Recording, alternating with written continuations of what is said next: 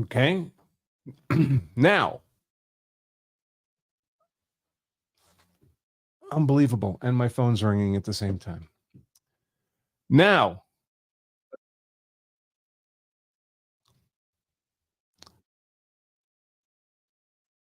okay. Boy, this is a lot harder to do than it looks.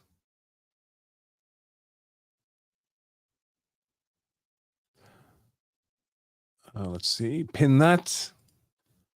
I've never had that happen before, folks. Sorry about that. Oh, there will be train noise today for sure. Let me see if that works.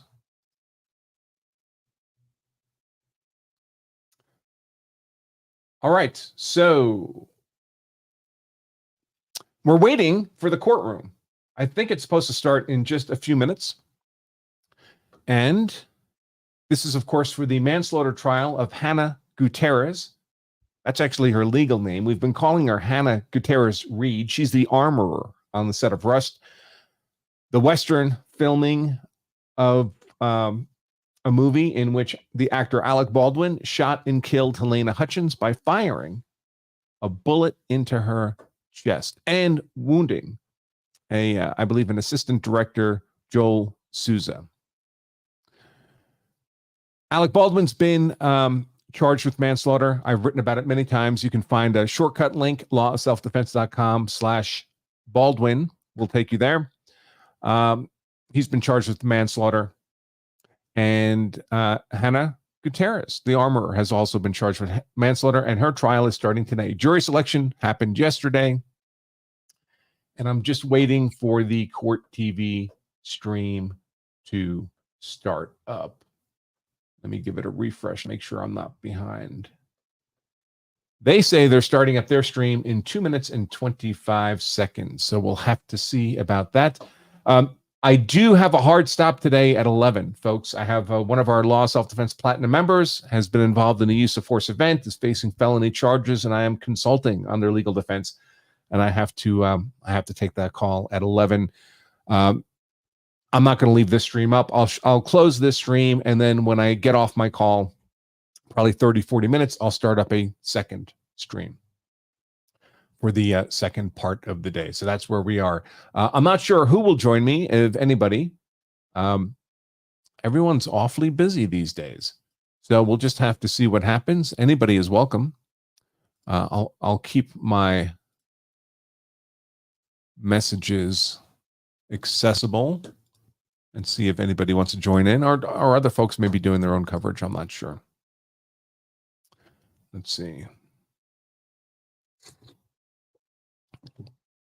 Yeah, the member was a member for like 2.5 months before they got in the use of force event. It happened that quick. The only people for whom we provide legal consults, folks, are our platinum members. You can learn more about platinum membership at lawselfdefense.com/platinum. In fact, we have a great deal to be a platinum member and get several $1,000s worth of our educational content for just 82 cents a day. You can learn more about that at lawofselfdefense.com/82 cents. But yeah, he signed up as a platinum member late last year, and this month is charged with a couple of felonies for use of force event. And I'm consulting on this case with his lead counsel. We're not quite done with discovery yet, so I can't have a well-informed opinion of what's going on quite yet in the case. Seems like a very nice young man when I speak to him over the phone. Let's see. All right, so we have some comments. Waiting for court TV. What do we have? Let's see, a little news reporting. More than 2 years after cinematographer Halyna Hutchins was fatally shot on the New Mexico set of Rust, the film's weapons handler is set to go on trial in the high-profile case. Armorer Hannah Gutierrez, and everyone stopped using Gutierrez-Reed because I guess her stepdad was Thel Reed, who's been for many decades perhaps the most famous armorer in Hollywood. So when she decided to get into this field, she informally tagged on the Reed to her own name, but her legal name is simply Hannah Gutierrez. Charged with 2 counts of involuntary manslaughter in connection with the October 2020 onset death She faces an additional charge of tampering with evidence, with state prosecutors claiming she handed off a small bag of cocaine following her interview with police the day after the shooting. The defense moved to get that drug possession charge dismissed on the grounds that, well, we don't know if it was drugs. None of it was ever found by authorities. None of it was ever tested. It was just a white powder. Actor Alec Baldwin, who was practicing a cross draw with a Colt 45 revolver when the gun fired a live bullet. So passive voice. The gun didn't fire the bullet, folks. Alec Baldwin fired the bullet. Fired a live bullet that struck Hutchins, who also recently... Alec Baldwin was also recently recharged with involuntary manslaughter after prosecutors initially dropped the case.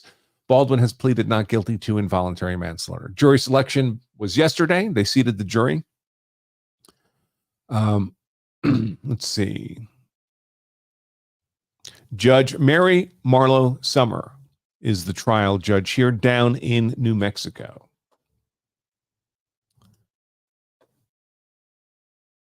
Still waiting on Court TV.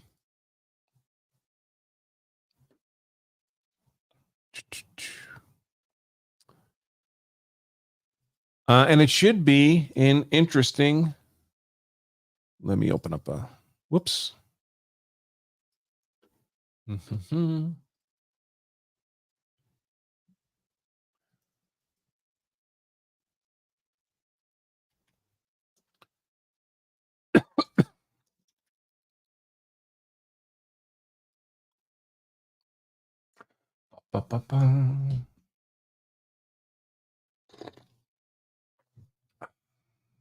Okay.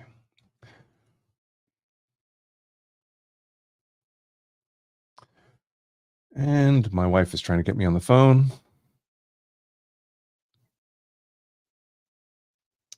So that's not going to work. She got her new car yesterday and she can't figure out how the car works. So, sorry, honey. I'm going to be live streaming pretty much all day. Google. Google is her friend. Let's see.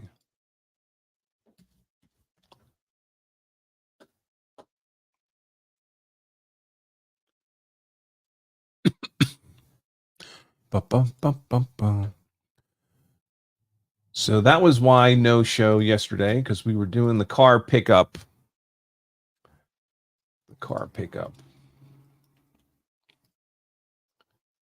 And let's see. Yeah, so trial today will probably be a 2-part show.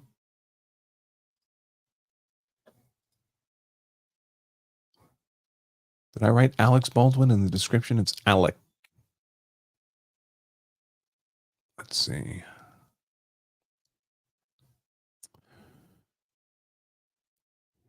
I'm not sure when Baldwin's trial is set to begin. Apparently, the news is reporting that Baldwin is not listed as a witness in this trial, which seems odd.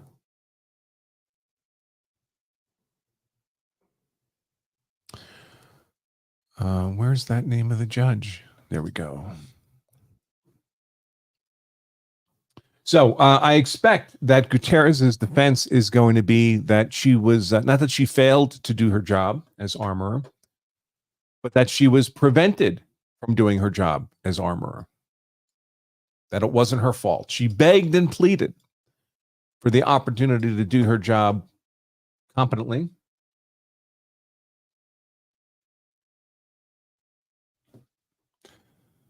Okay.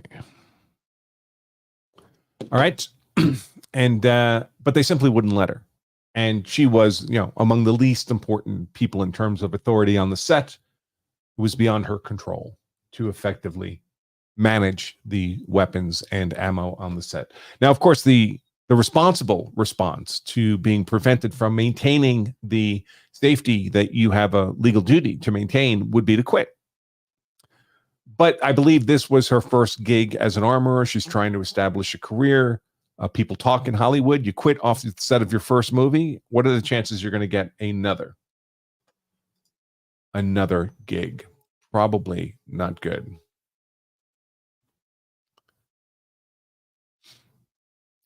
Let's see.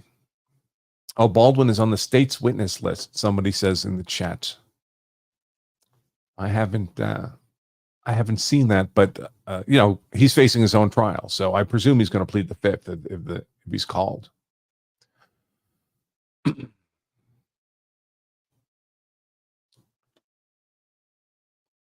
Yeah, it's a pretty complicated car. So we got a Tesla for my wife, a Model X, ridiculously fast car. I mean, fastest car I've ever been in by a wide margin. But there's lots of stuff to program on it.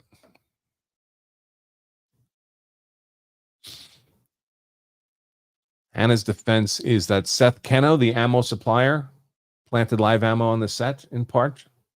Well, everything, of course, has to be someone else's responsibility.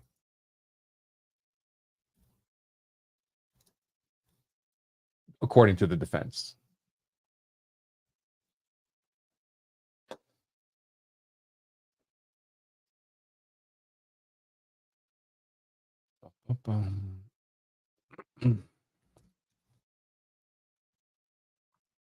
Another defense might be that I get suckered into a Tesla. It's my wife's car. She can have whatever car she wants. She likes them. My car is an internal combustion engine car. It's a BMW X4M. Also a pretty quick car, but nothing like this Model X Plaid. Let's see. Still waiting on Court TV. I am on. Let me see what else. Is it not? Okay. Maybe we should do some of the jury selection from yesterday, if they have that up.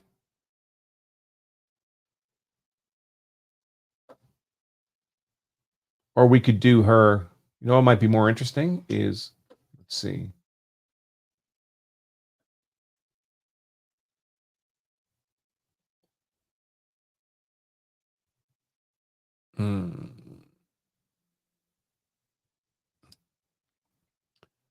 Well, Court TV has the interrogations all chopped up. I'm trying to find.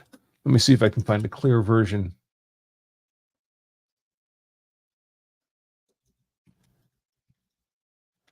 I've covered the Baldwin interrogation before.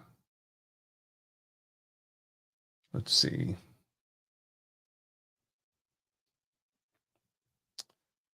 This is. I need a clean version of the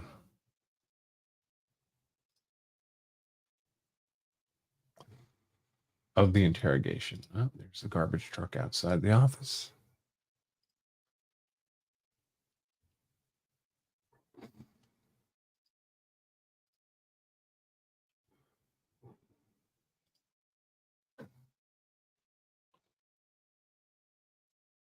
Preferably something that's not going to play ads. Skip ad. No, that's only 6 minutes long.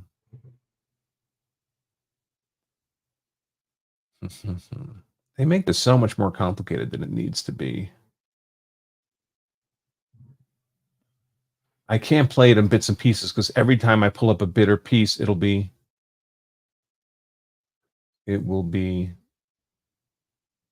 have ads warning it. Hey, Salvador, yeah, if you can DM it to me, that would be great. I would appreciate that. On Twitter,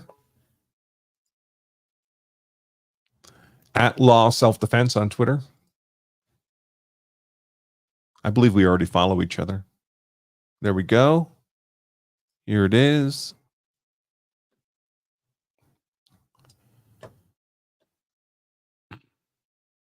All right, let me pull this up.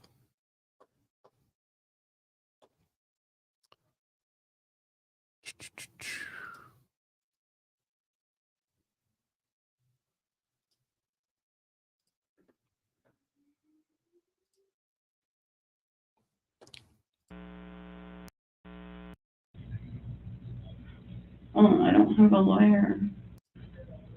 She's on the phone.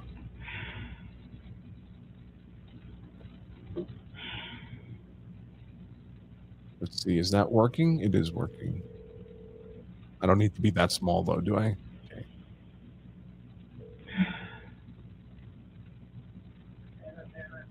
Sorry.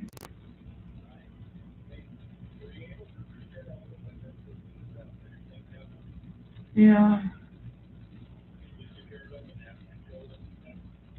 Yeah, not anymore. I'm at the police station. See what I can do about the sound. Oh, I don't have a lawyer. Let's speed it up here. An hour. Meanwhile, I'll keep an eye on the court feed. Not up yet. Okay.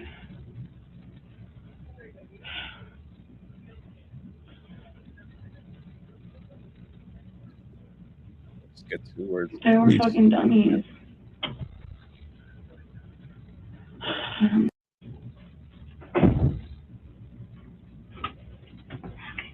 Looks like the same room they did the Alec Baldwin interrogation. Maybe the same cop.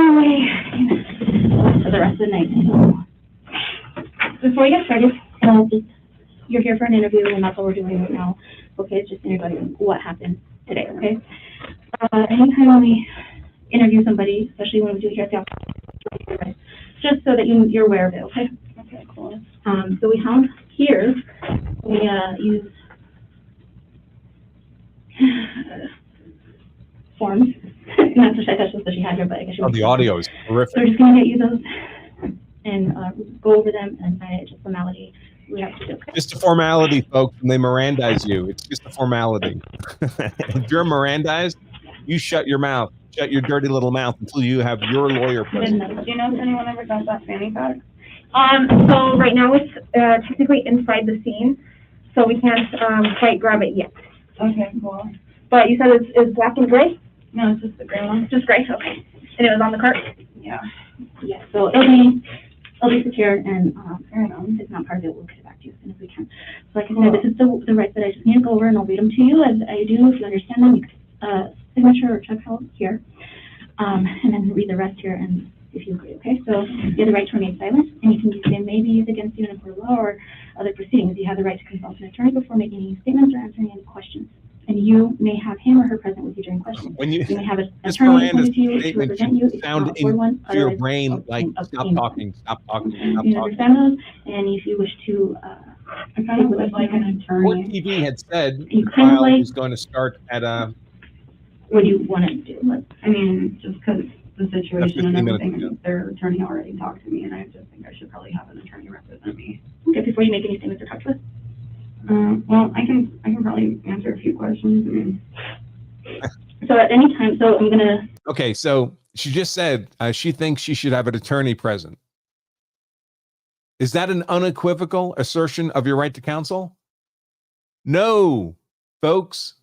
I don't think I should say anything. Maybe I should have an attorney. She has not asserted her right to counsel. Your right to counsel, your right to silence have to be asserted unequivocally. So when she says, I think I should have a lawyer present, and the cops say, so does that mean you don't want to talk to us? And she goes, well, I guess I can answer a few questions. She's going to be there for an hour now, answering questions for which they're completely admissible as evidence in court. Again, you don't have to talk to us. You If don't want have to to talk talk to me, to us. that's fine. If you want to answer some questions, you still could change your mind during this questioning. So it's up to you. If you want to talk to us and at some point you feel like maybe you want your attorney, you can, but you need to make the decision on what you want to do right now. If you want to talk to us, how long would it take when I get here, I guess? it's going to be They always believe that they can talk themselves out of trouble. Always. And they just dig a hole. you calling them and finding out. Really? Okay. I don't know, their fucking attorney, I don't know, it's just like such a big company, you know? Are you talking about with the production company? Yeah, I don't want anything in this case to be fucked up for me as much as I possibly can. So No, you're fine, and that's why we go through these, Yeah. so you know your rights. Okay. It's up to you. Is there an attorney I can call? It would be a public defender, they might advise another day. It could go a longer process, I don't know. All right, I can answer some basic questions. If you want to answer some basic questions, we could do that, and then if you, at some point, Oh, you might get a public defender. I mean, what good is that going to do for you? Who knows what he's going to tell you to do? And now she's signing the Miranda waiver, and she's going to answer their questions. Someone in the, by the way, I'm mostly going to be looking at the law of self-defense chat, folks. And Kyle there says, asked, does Hannah have a viable defense with intervening events, such as, but for Alex's negligence, this wouldn't have happened? Yeah, that's one of the arguments I would make in her defense. That whatever she did wrong, nobody would have died, but for the fact that Alec Baldwin pointed the gun directly at Halyna Hutchins and discharged the weapon. And that's an unpredictable intervening event, which would relieve her of criminal liability, because Alec Baldwin's been trained for decades in handling guns, never to point a real gun at a person, even on a movie set. So she could not have predicted that he would violate the well-known safety rules that he was obliged to follow. The thing with an intervening event is it needs to be essentially unpredictable. There was no way you could have predicted that would happen. But if so, yeah, that can relieve you of liability. feel like it's, Right now, yeah. and like I said, right now, we are just interviewing you because you were there. You were there, you Totally. are in charge of Yeah. the armor. Okay. So you're okay with talking with us? Yeah. Oh, easy. We'll start off with basic questions, okay? So you've already mentioned that you've been on set for 5 months now, on this particular set? No, on this particular set, I've only been there 2 weeks. Okay. Oh, I'm sorry, you want the date and time? Oh, yeah, please. It's going to be 21. 21. I'm sorry. How do you spell your first name? Hannah, H-A-N-N-A-H. And your last name? Gutierrez, G-U-T-I-E-R-R-E-Z. What's your date of birth? Keeps putting her mask April on and off. 1997. April All these masks. 20. Good Lord. Yeah. And how old are you? 24. By the way, worst And I case. just want you to be comfortable when you're talking. Okay. So this set, 18 you've been months. here for 2 weeks. Oh, here we go. And this is, your primary job is handling the armor? Here we go. Hannah's walking in the court. Boy, they cleaned her up. They cleaned Hannah up. There she is. No purple hair. No weird clothes. Got her hair done in a more traditional manner than she was wearing on the set of Rust. Do I have the audio off? Let's see.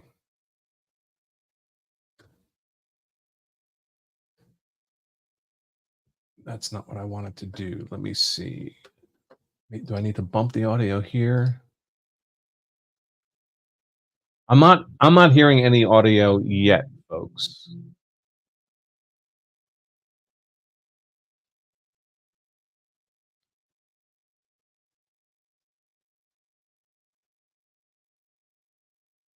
I think that's I think the courtroom's not feeding any audio.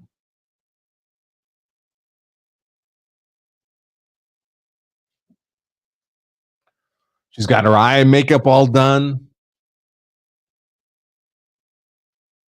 I should know how to lose a little more weight.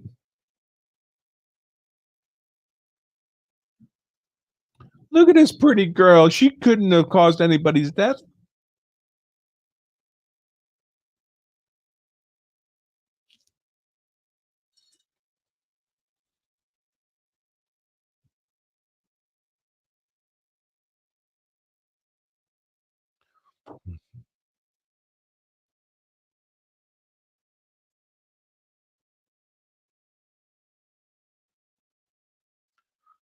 Is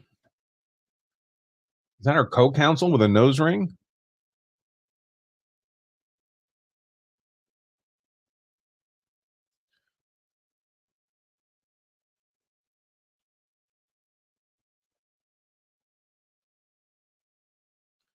All right. Well, not much happening yet.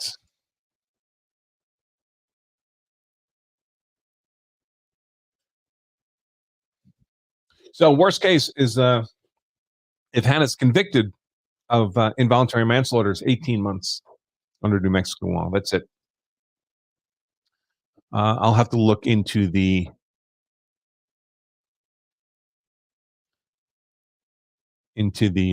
drug claim.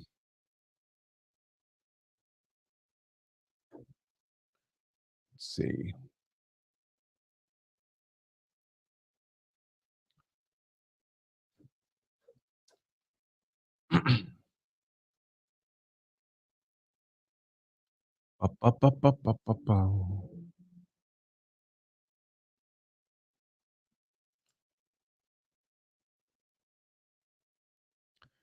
Kind of at the last minute, this notion to cover this Hannah Gutierrez trial.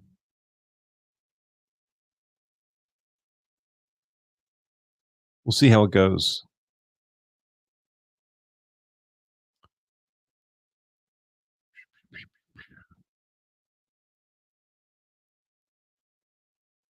Where is my trials folder?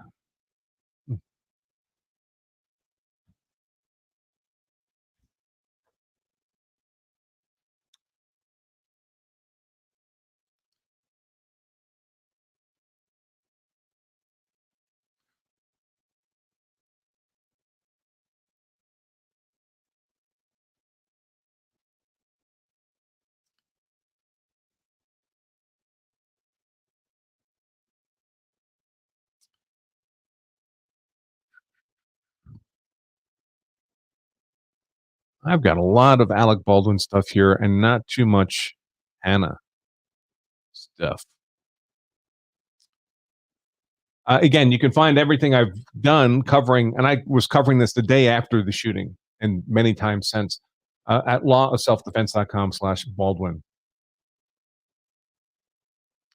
Yeah, I don't think she'll ever work as an armorer again, no matter what happens here.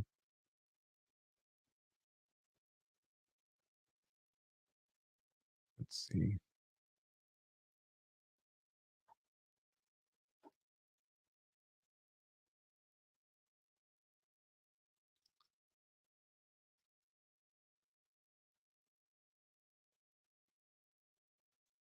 I guess I'll go back. Go back to this until something happens in court. Oh, here we go. Yeah. Can you go into detail about what you do? I'm supposed to check the guns, and I load the guns, and I hand the guns off to the actor. Okay. How long have you been doing this? Because you mentioned you've been on multiple sets. Since about March, but I've been handling guns my whole life, pretty much. So you're very familiar with guns. And this is your primary She's been doing this since March, but she's been handling guns all her life, pretty much, she tells the detectives. function. You go to different sets and you primarily handle these guns. Yeah. Okay. So can you tell us what happened today when you started work, when you got there to work? Yeah, I went to work. We got the guns out. Who's we? Me, my coworker Sarah, she helped me with the guns a little bit too. Yeah. And we got the guns out. We went to set. We had the guns on set. I dummied the guns up with the dummy rounds. And yeah, we were on set all day. No, nothing happened. And then we came back from lunch and that happened. My chair. I'm having a little trouble. All right, let me just ask George, what's the status?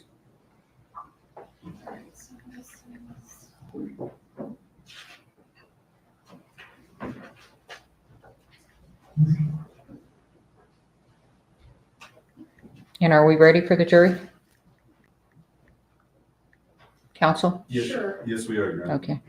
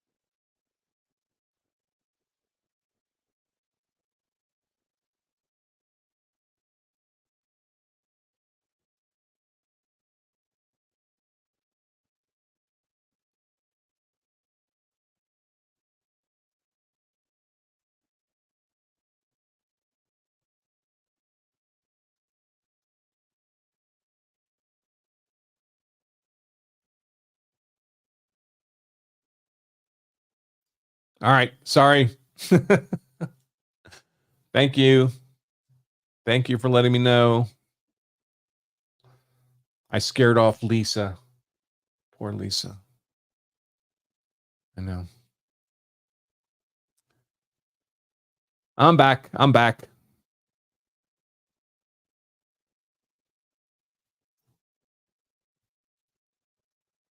Not much happening. Well, I guess stuff is happening. We just can't hear it.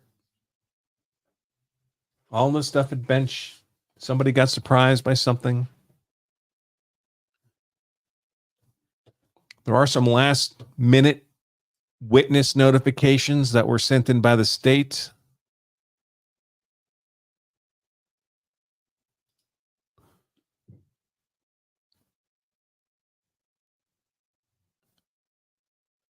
Okay, let's see.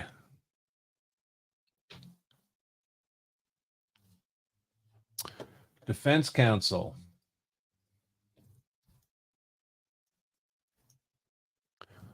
Jason Bowles and Todd J. Bullion. See if I can get pictures of these guys.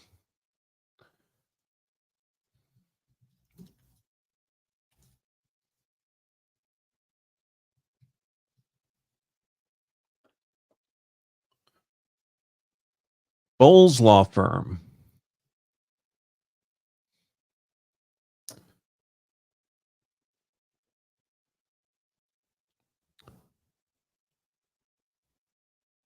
Meet our attorneys.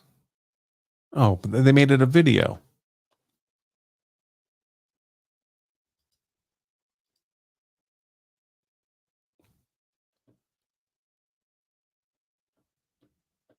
Well, Jason Bowles has a shaved head in the picture on his website.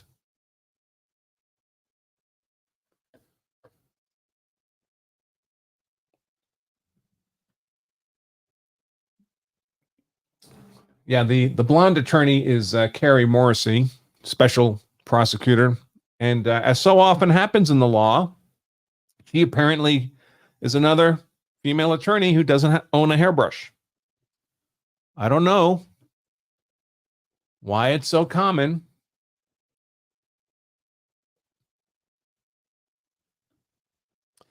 I believe the trial is anticipated to last 2 weeks, folks.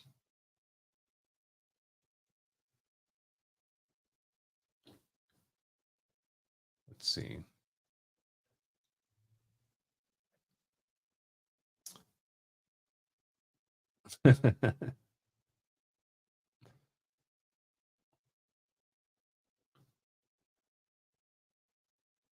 Yeah, I chatted with Nick Ricardo Law about just being a guest on his show to live stream it, but we couldn't get anything organized.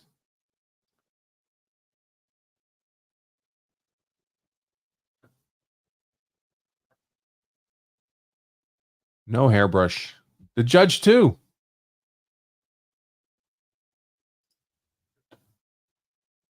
Oh my gosh. That might be George, the heavyset guy. Is she picking up her phone? She's leaving. Oh, come on. Maybe she quit. Well, no judge, so nothing's going to happen until the judge comes back for sure.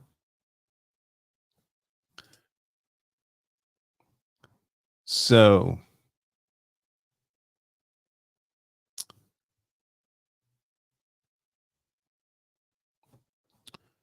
when was this? Back in June, the defense tried to get rid of the charges without success. Without success.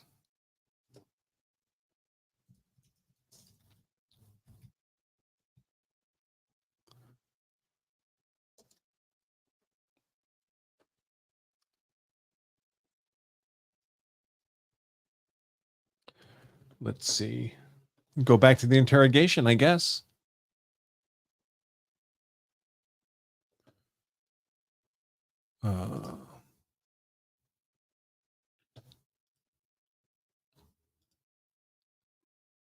Around about what time?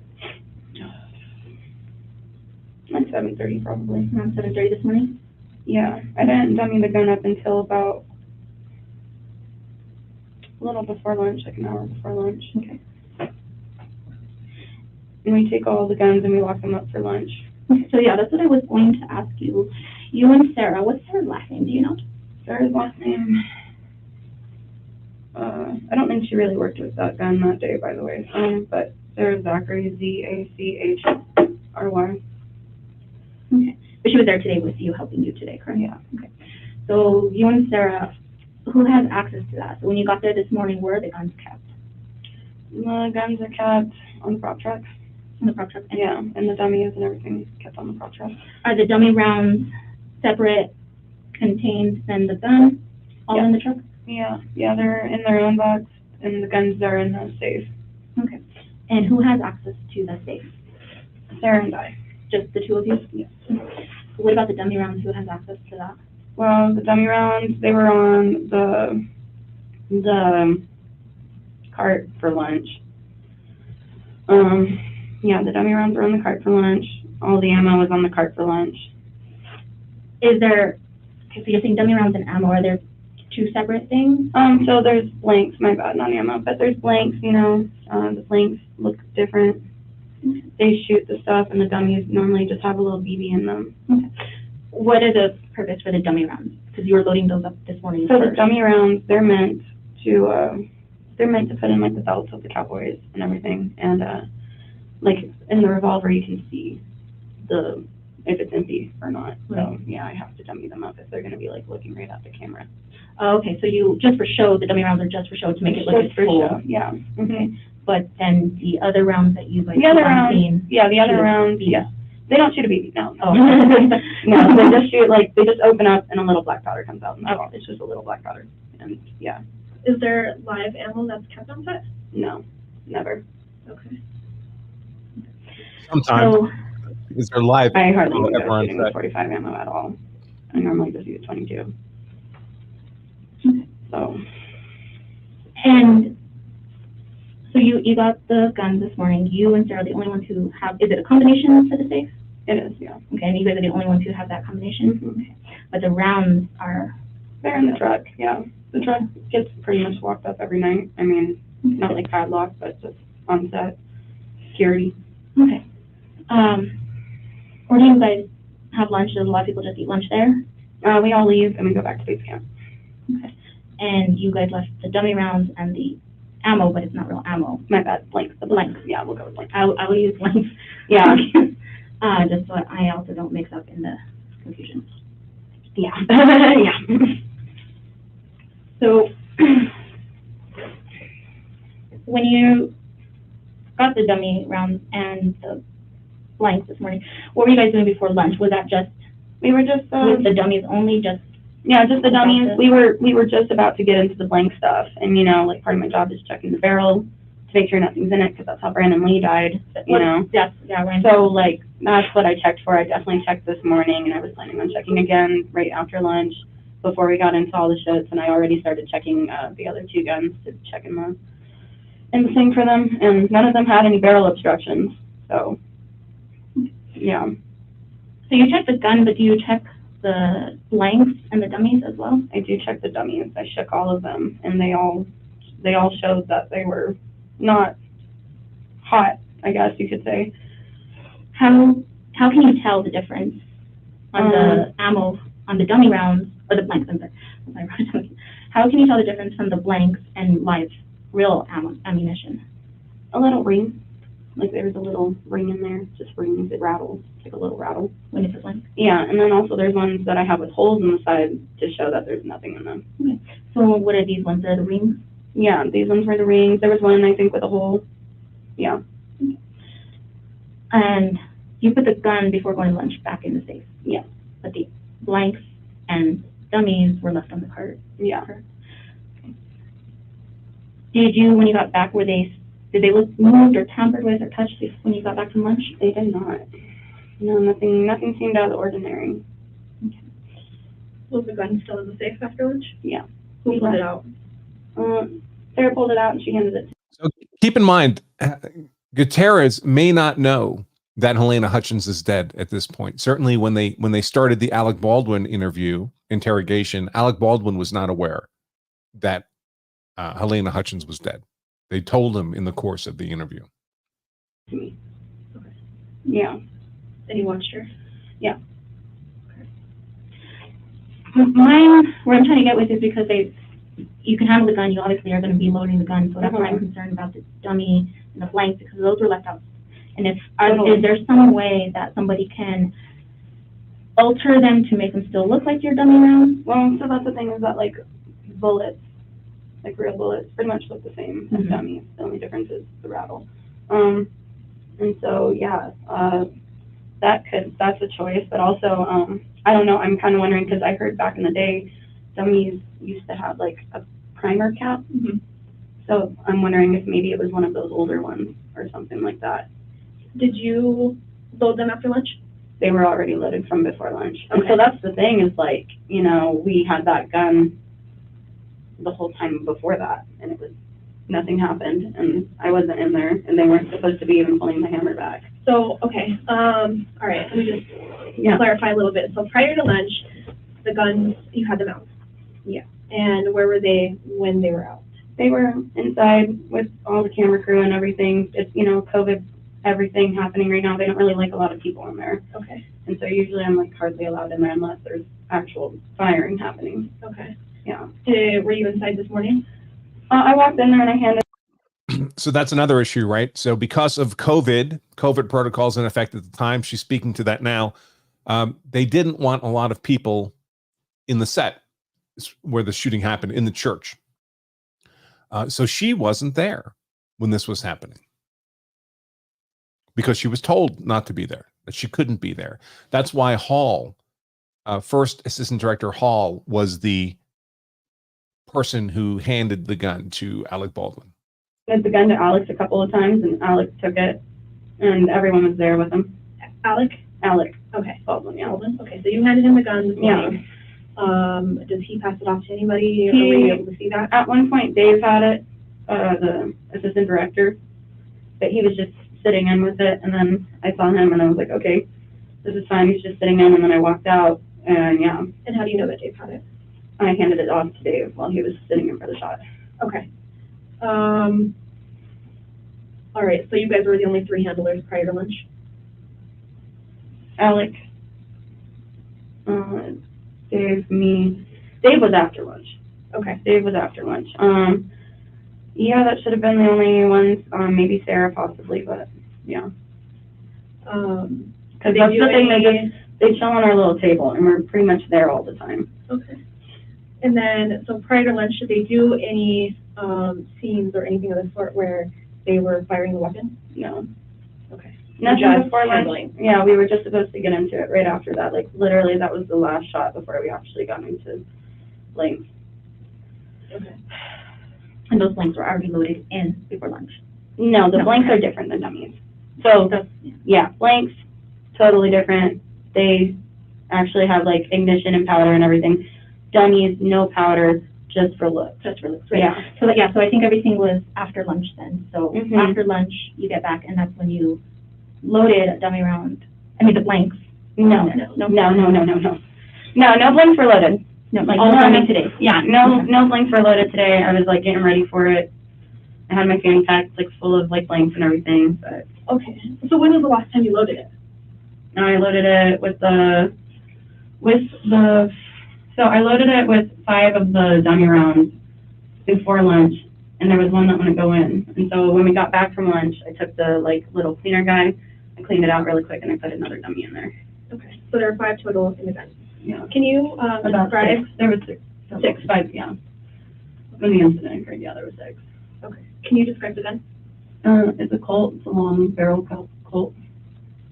It's a long barrel Mm-hmm. and 6 rounds fit in it? Yeah. What color? A bronze? It's bronze. Yeah, they're bronze. Yeah, kind of bronze, brassy.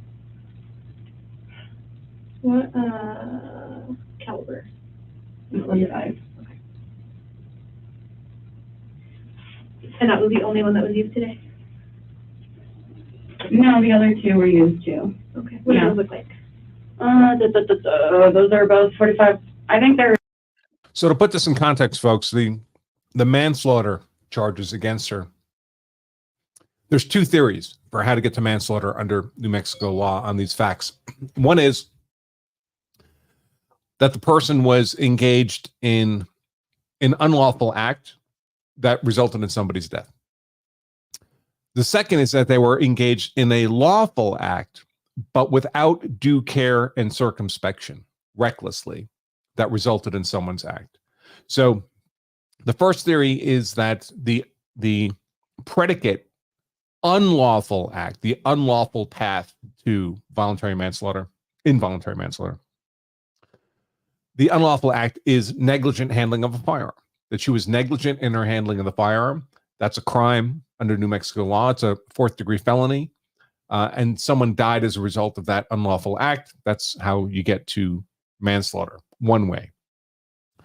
The other way is if they can't convince the jury that there was negligent gun handling, so they don't have the predicate unlawful act, they'll say, all right, well, even if she was acting lawfully, in the absence of an unlawful act, if she was doing it without due care and circumspection, and someone dies as a result, that's the second path to manslaughter. So that's what the cops are looking for here. They're looking for building blocks of evidence that either get them to path 1, unlawful act results in death, or path 2, lawful act without due care and circumspection leads to death. One of those 2. She doesn't know any of this, of course. The cops know what they're looking for, but she doesn't know what words could come out of her mouth that are what the cops are looking for. She's completely ignorant of her legal risk here, which is why you should never be talking to investigators without your lawyer present, and probably not them. For either Colt or Ubertis, 45s, And yeah, the two other characters had them. And they're revolver looking, Yeah, they are revolvers. but the long barrel was the one that was used during the incident, just to be clear. The long barrel ones, yeah. Okay. Yeah. The other two were only actors, and those were fine. Okay, so they're kind of like for show, pretty much, Yeah. holsters? Yeah. Okay. Like, they took them out and they had them on camera too. And Do you know, what time did you go to lunch? probably about 12:30, pretty much on the dot. And then, so after that, Sarah pulled them out. Yeah. Did you see her, check them, or did she just hand them to you and that's when you checked around? She just handed us. We all took them. We took them in the bag to the set, so we didn't check them there. They're in little socks. So this is the interrogation of Hannah Gutierrez for people who are popping in late. I have the trial stream open, but nothing's happening in the courtroom right now. Okay. Yeah. What do those look like? Little socks. It looks like. All right. Yeah. They honestly look like socks. Yeah. Okay. And so when you checked it, it was on set or prior to Mhm. Yeah, it was on set. I didn't really check it too much after lunch, because it was already locked up and everything at lunch. But yeah, I checked it and put in that last round and then Okay. yeah. I know that you had said something about keeping stuff in your fanny pack. Yeah. Can you tell me a little bit more about that? Yeah, it's a little fanny pack. It has a lot of pockets, so it's really cool to separate the dummies from the blanks, but it's mostly to separate the blank sizes because there's quarter loads, there's half loads, and then there's full loads. And I usually don't keep any full loads out there unless I need them. But I usually keep quarter loads and half loads right here. So if it's close up to an actor, we use a quarter load, and if it's farther away from an actor, we go ahead and we use halves. Okay. So what's the reasoning for that? Just the halves have more smoke and they look more real. Okay. Yeah. So pretty much for, Like if it was a bigger gun, like a rifle or something. Yeah. so you keep Or if it's all- outdoors, But mostly it's the quarters, just in case they're closer proximity to an actor, Or if it's inside quarters, or if it's around an animal or a child's quarters. Okay. And then you had said that they're only supposed to pretty much expel dust or smoke, right? Yes. Okay. Were you inside when the incident occurred? No, I was right outside by my, my cart. Okay. How close was it? About 15, 20 feet from being inside. Okay. What side of the building was done? So the building, the door is facing, I don't know my north west. Is it where the cross is? Is that the main door? Our cars were? Where the door, where they were coming in and everything. That door, we were right adjacent to that, to the left. Okay. Could you Yeah. see inside at all? No, not really. No, I couldn't see inside. What do you remember about? Basically, I just we had a couple of, we had a popper pop last week. The poppers are for special effects. One just went off randomly last week. So I was like, oh, it must be a popper. And I checked all of them myself. So I heard the shot and Sarah was like, what was that? And I was like, must have been a popper. And I turned around and then I heard them say medic emergency. And I was like, what the fuck? And then I checked in and I looked and I saw Alec on the ground and I was like, oh, not Alec, Joel. And I was like, what the fuck, was it the gun? And Dave was like, yeah, it was a fucking gun. And so I was like, I walked in and I tried to see what was happening or where the gun was, to secure the weapons on set. And I got yelled at, and I ran out and Dave brought me the gun and I opened the gun up and one of the dummies somehow had been discharged. And can you kind of explain a little bit more what you mean by that it was discharged? So if I had a bullet, wait, I have some dummies. So, right, check it out. I wish it had just been one of these, but see how these have the hole? Okay. And this one doesn't have a primer, right? And most of them, they have the primers, but the primers aren't hot. I've never had one with a hot primer before. Okay. So that seems pretty weird to me. But so basically this part, when a bullet shoots, the fire projects it, and this comes out, this little piece right here, this little nipple. Yeah, and so when I had checked the gun, this, part, Bullet? that was gone. Did you get to see the shell? I saw the shell, yeah, and it's on the thing. Did it have one of the, did it look like this or was it different? It didn't have the hole, it didn't have that. So I mean, it had that and it didn't have the hole. And this was gone, so it was just the shell. So it kind of looked Just the cartridge. just the regular like cartridge when it. Without Shot. this, yeah. So these ones are done because they have the hole. Yeah. So that one didn't have a hole. So it looked like a realistic Yeah. one when you saw it. Mm-hmm. Okay. What about your, But a lot of what about your blanks? What about them? Do they, what's the difference between a blank and that? You know, I don't know if I could show you, but the blank is very different. And you would absolutely be able to tell the difference just by looking at it. So basically, the end here where this is gone, the projectile is gone in the blanks basically. This is squeezed shut. Like, you know, it's filled with like a little bit of gunpowder, like I said, either quarter, half load, or full load. Filled with a little bit of black powder, and it's opened by the metal part just going, so nothing flies out of those. Okay, so this is pretty much what looks like what was in the gun. This is 100% what was in the gun, except without that. Okay. And with the primer, but the primer normally is on there anyways for a lot of them. Okay. Yeah. So it's not as well. No, it's not.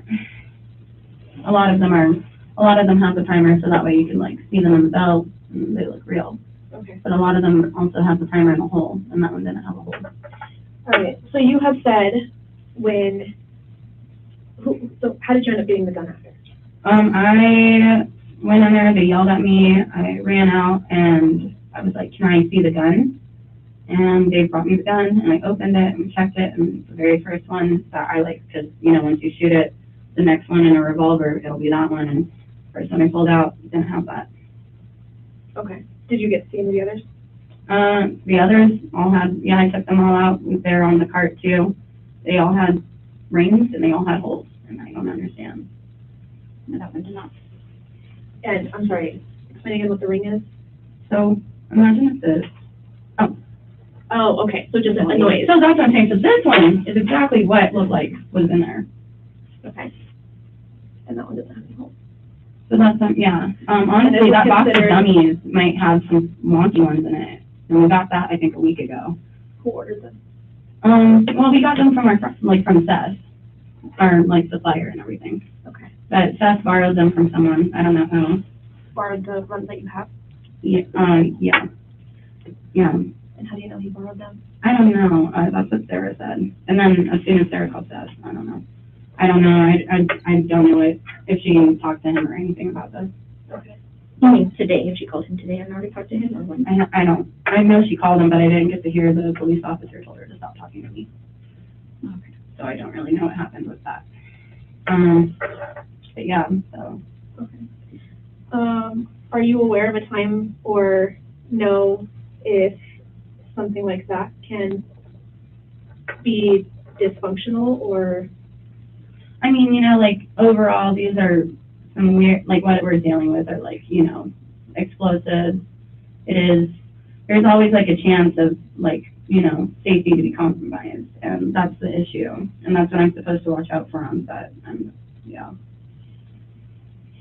Okay. But I've never really I've heard of blanks before with the primer, you know, that's the only time I've ever heard of them, which is why I'm wondering if it was kind of one of the older ones, because that kind of stopped after that whole Brandon Lee situation. But I'm not really sure.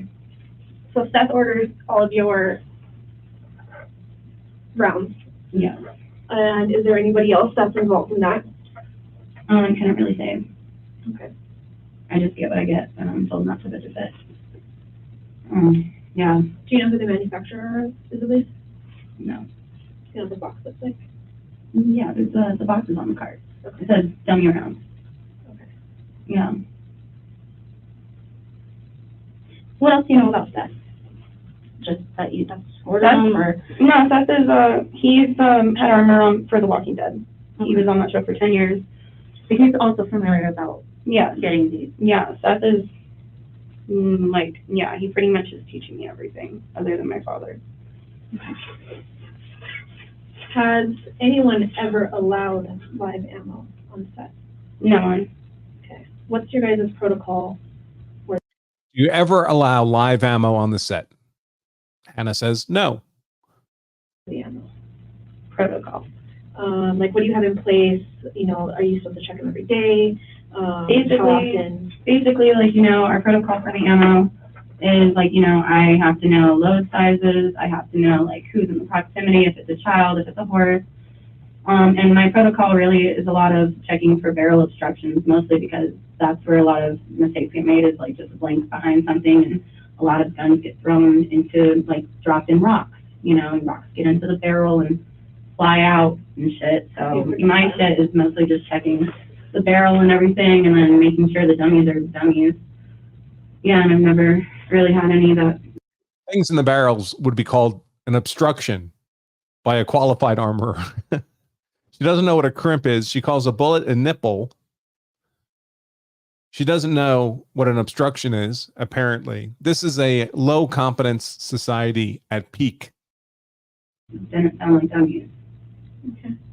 When you looked at the gun, when Dave brought it back to you after the incident, did it look like it was the same gun when you handed it to Dave? Yeah. Yeah? Yeah. Mhm. Yeah, I would be able to tell too by there's like markings on the bottom of it. Okay. Do you remember what those markings are? They're kind of like little fingernail marks, but like a little more dented. Okay.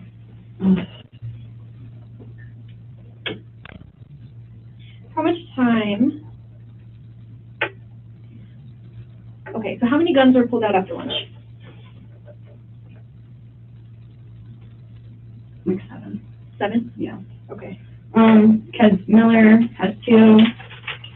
Ooh, maybe, okay, wait. Miller has 2, the 2 officers have 2, and then Russ has 1, and then there's 3 long guns out, so.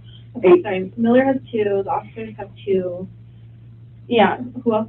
Russ has 1, that was the one that was discharged. And, yeah, and then we had 3 long guns that were on the cart. A shotgun and a rifle, 2 shotguns and a rifle. And you're in charge of watching all of these? Yeah. 2, 4, 3, 8, okay. And you said Rust?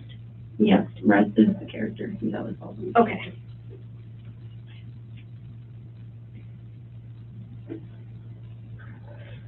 And you handed it directly to him?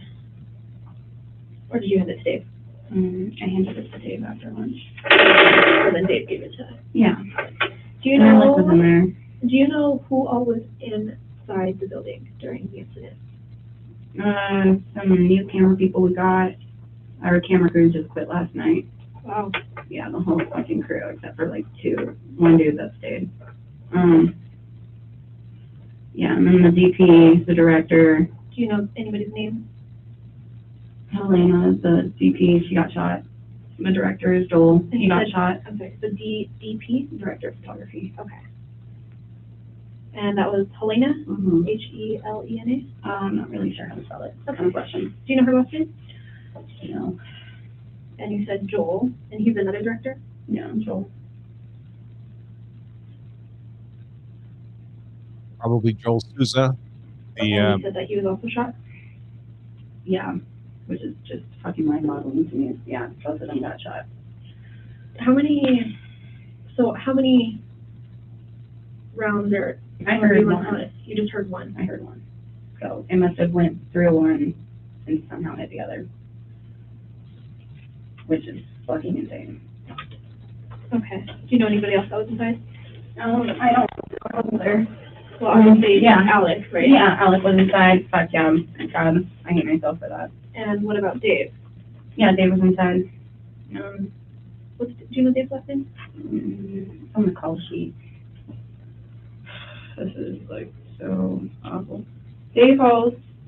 Yeah, and I got the Halyna Hutchins. Halyna.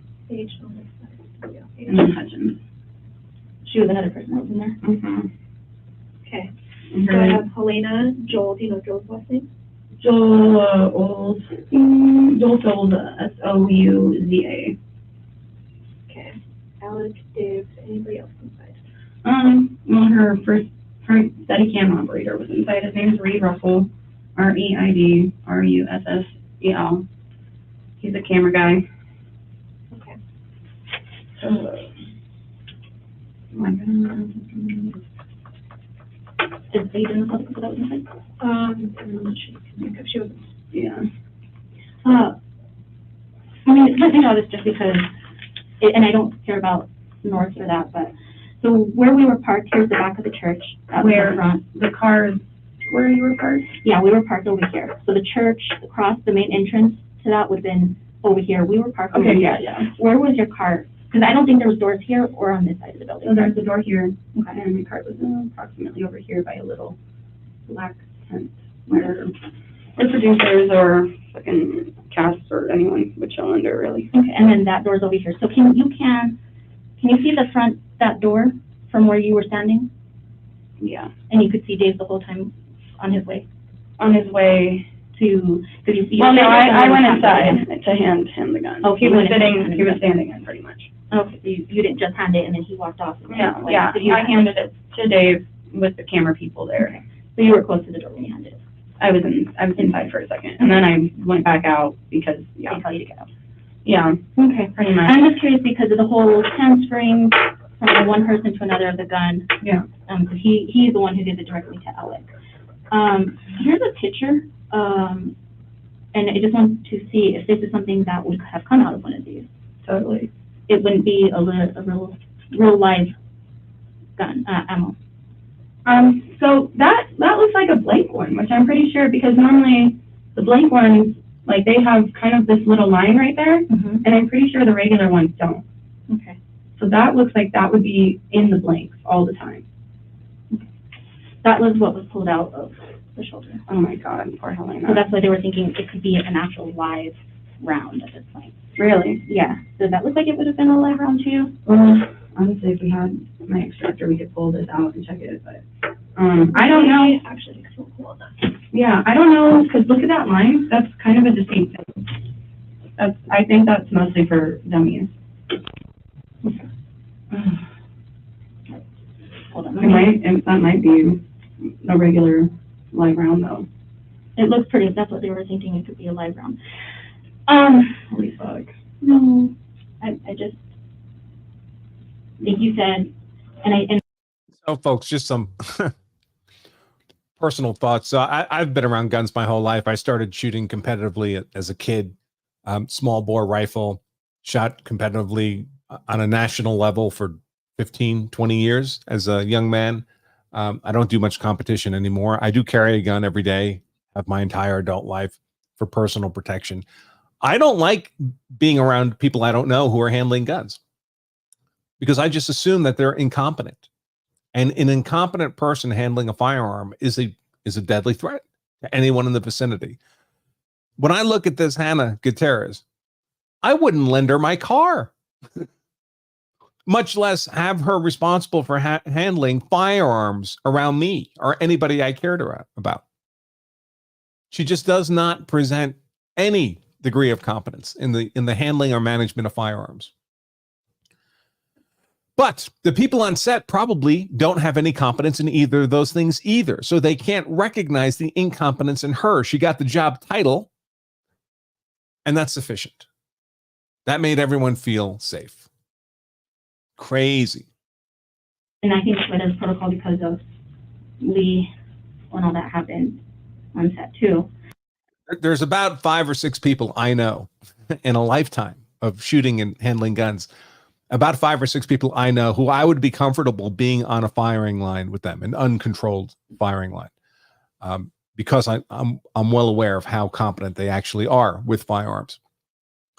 At matches, folks, when you shoot a competitive match, the guns are all unloaded. Most matches are cold matches. The gun's unloaded until you get up to the firing line. It's your turn to shoot. Then you're the only person shooting at that position. There's a range officer standing behind you.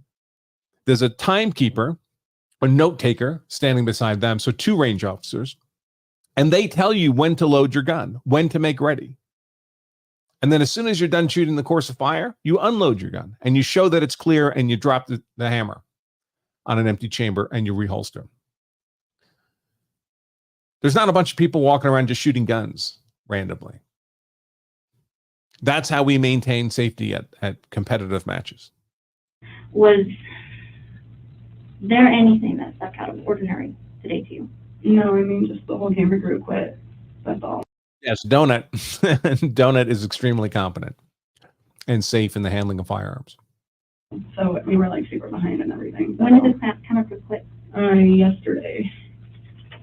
So is there a reason? I don't know. Okay, I mean, I don't think that they would be involved in that. Well, Yeah. is there because maybe people were disgruntled? Oh, there was definitely some bickering, but I don't. Yeah, I highly doubt that they were able to switch any rounds, and especially getting a 45 round is like stupid hard right now. Mm-hmm. And at least, yeah. Was there any of that towards Joel, or did anybody have any issues with Joel, and what was the other one? I don't believe anyone had issues with Joel. What was Halyna. Halyna. Yeah. I don't know. I don't know too much about her. She's definitely a strong personality. That's all. But there's nobody that you could think of that might have any anger. I couldn't really say that anyone would be like that angry. Like, you know, we're on a film set. Everybody's always pissed off at each other a little bit. We're together for 12 hours a day, 5 days a week, you know. Yeah. It's hard to not beef with people a little bit. Well, I mean, it's kind of interesting that the whole camera crew quit yesterday, and then That is pretty something happens like this today. Would somebody want to? So the cops now are asking about the fact that a bunch of the camera crew had quit the day prior. The set crew had quit the day prior. Somebody, one of them, had said, at least in part over, well, part of it was living conditions, part of it was safety concerns.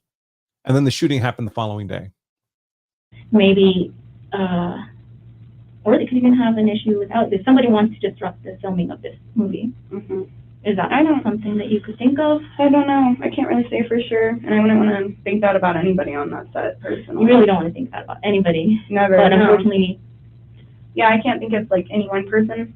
I couldn't really think of a situation that would require like, you know, I don't know, almost killing somebody. well, I mean, it happened. I mean, Yeah. you keep mentioning it was what, the Crow when that happened. Yeah, that was scary, So, man.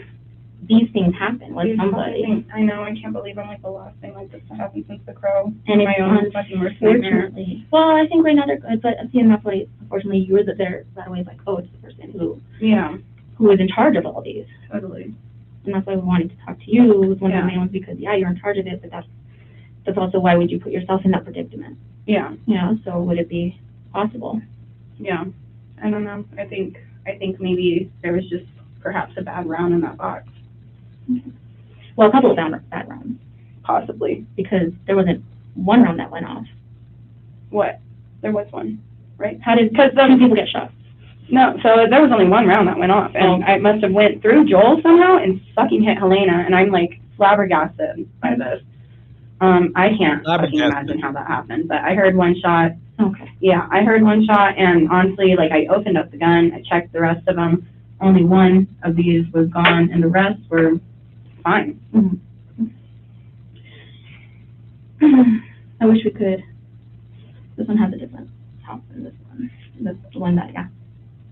Yeah, I mean, like, they're all, I mean, like, you know, they all kind of vary a little bit. That's just the thing about them. They all vary a little bit. Yeah. Tell me about what happened yesterday. Did something happen, or did they just walk off set and said, I have no idea. I think at the end of the night, they all quit. The camera crew always bickered a lot, to be honest. Like, a lot of, I don't know, just animosity, I guess, or them with the grits. Everybody, yeah, that whole, it's almost unpleasant to be inside there, just because it's so, like, toxic. Yeah. So, COVID, yeah, I try to stay out, and then I was definitely on the sides watching, and they weren't supposed to be pulling my. Okay, we're back.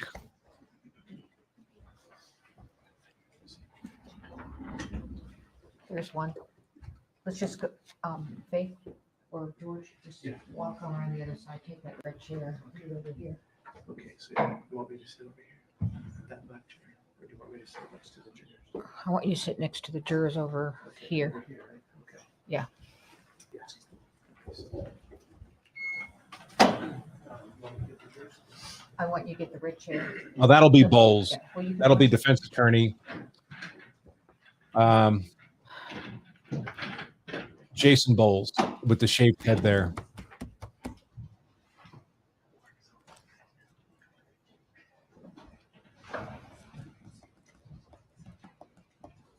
No hairbrush. I just can't believe it.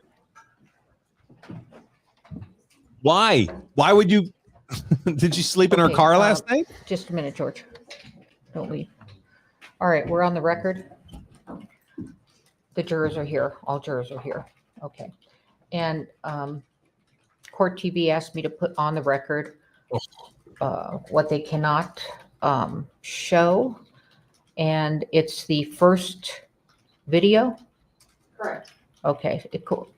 Where's Court TV? Anybody, a representative that I can focus on? All right, so do you have any, do you have any questions? Okay. Here comes Grace. Hmm? That's Grace. Oh. Hannah, right? This is Grace from. Oh, Grace. Okay, Grace, remember we talked?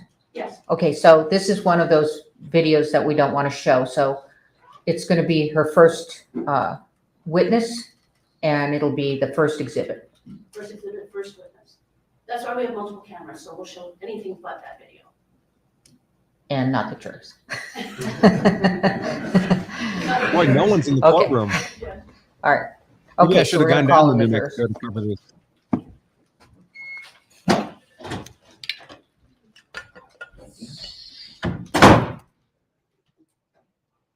That courtroom is empty.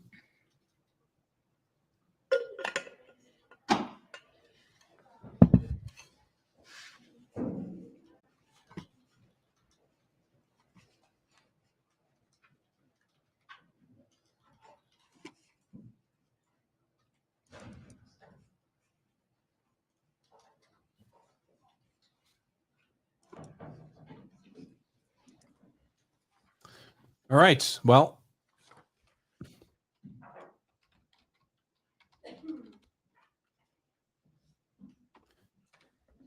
so I imagine the first witness and the first exhibit are going to be the video footage of the shooting itself that I've not seen. I don't believe is public.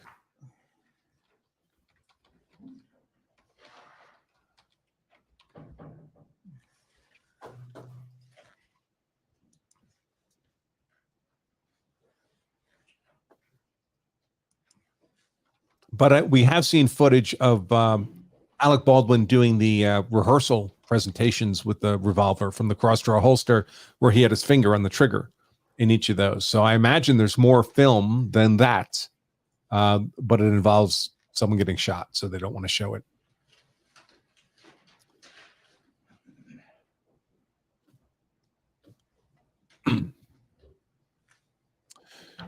So let's see.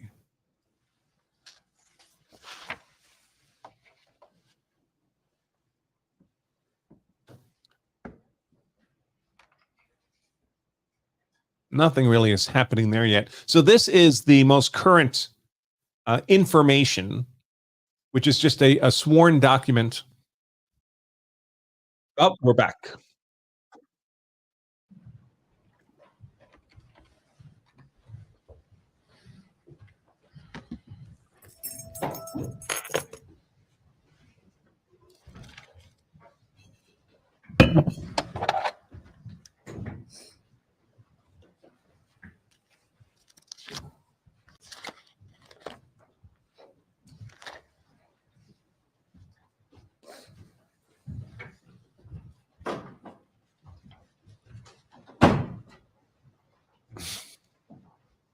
All right, you may be seated.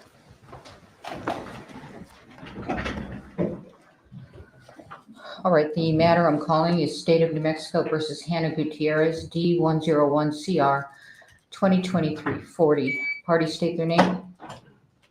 Good morning, Your Honor. Jason Lewis and Karen Morrissey on behalf of the state of New Mexico. Good morning, Your Honor. Jason Bowles, Carmela Cisneros, and Todd William are here for Hannah Gutierrez-Reed, who is present. All right, thank you very much. All right, jurors, so I, first of all, thank you for your patience. As they say, accidents happen, so thank you. Yeah. All right, so I'm going to That's a weird give thing to you say. an explanation of trial procedure. Can you all hear me okay? Okay. And I already swore you in yesterday, okay? So where'd George go?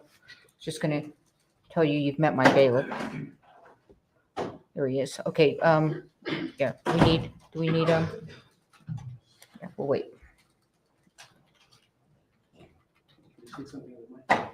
Hello.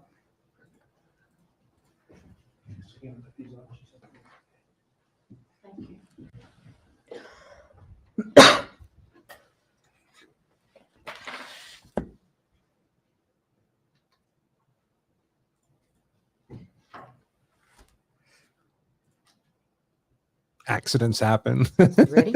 Okay. Okay, so I called the case.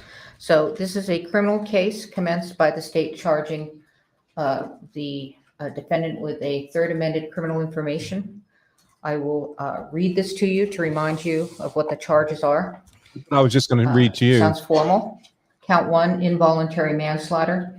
In that on or about October 21, 2021, in Santa Fe County, New Mexico, at the Bonanza Creek Ranch, located at 545 Bonanza Creek Road, Santa Fe, New Mexico, 87508. The above named defendant did cause the death of Halyna Hutchins, committed in the commission of an unlawful act, to wit, negligent use of a deadly weapon. In the alternative, count 1, involuntary manslaughter. In that on or about October 21, 2021, in Santa Fe County, New Mexico, at the Bonanza Creek Ranch, located at 545 Bonanza Creek Road, Santa Fe, New Mexico, 87508. The above named defendant did cause the death of Halyna Hutchins, committed in the commission of a lawful act which might produce death in an unlawful manner or without due caution or circumspection. Count 2, tampering with evidence. In that on or about October 21, 2021, in Santa Fe County, New Mexico, the above named defendant did transfer narcotics to another person with the intent to prevent the apprehension, prosecution, or conviction of herself and the, thank you. All right. So remember that Ms. Hannah Gutierrez is presumed innocent. The burden is on the state to prove guilt beyond a reasonable doubt. I have some instructions to give you. These are instructions that you'll follow throughout the trial. First of all, one of the most important is all of you must pay close attention to the evidence. After you've read all of the evidence, I will read the final instructions of law to you. You will also receive a written copy of all instructions. You must follow the final instructions in deciding the case. Again, the trial is expected to last possibly through May 8th. And we're here every day except the weekends, 8:30 to 5, okay? May 8th. We'll take a morning break. What? We'll take a lunch break. We'll take an afternoon break. Did you say May 8th? Let's see. 2 months? Please report to where you've reported today at 8:30 so we can start. If you know you might be late for some reason, please leave early. Do not come into the courtroom unless you are accompanied by George, my bailiff. You may take water into the courtroom with you, but no hot liquid or coffee. We stand up out of respect for you because you are the ultimate decision makers as to the facts in this particular case. So when you come into court, go ahead, be seated, and after all of you are seated, we will be seated. It is so important to hear. Do not miss one word. Raise your hand, don't wait. Don't be shy, okay? This is a public proceeding, so people may go in and out. You may find yourself looking at who is going in and out, but after a while, I think you'll get used to it. However, if there is anything distracting you from being able to listen and be involved in the case, please tell George and he'll let me know. Really can't do anything about the temperature, so as I said, layers. You are allowed but not required to take notes during trial. George will hand you each a notepad and a pen or pencil. Please put your name on the front of the page, on front of the pad, and then take notes beginning on the You second must have meant page. March 8th. On That's breaks, 2 weeks. leave them on your chair or follow what George says, leave or take back to the jury room. He'll collect them at the end of the day, and in the morning he'll return them. Please don't worry about your notes being read by anyone. They're locked up at night, and then at the end of the trial, they're shredded immediately, okay?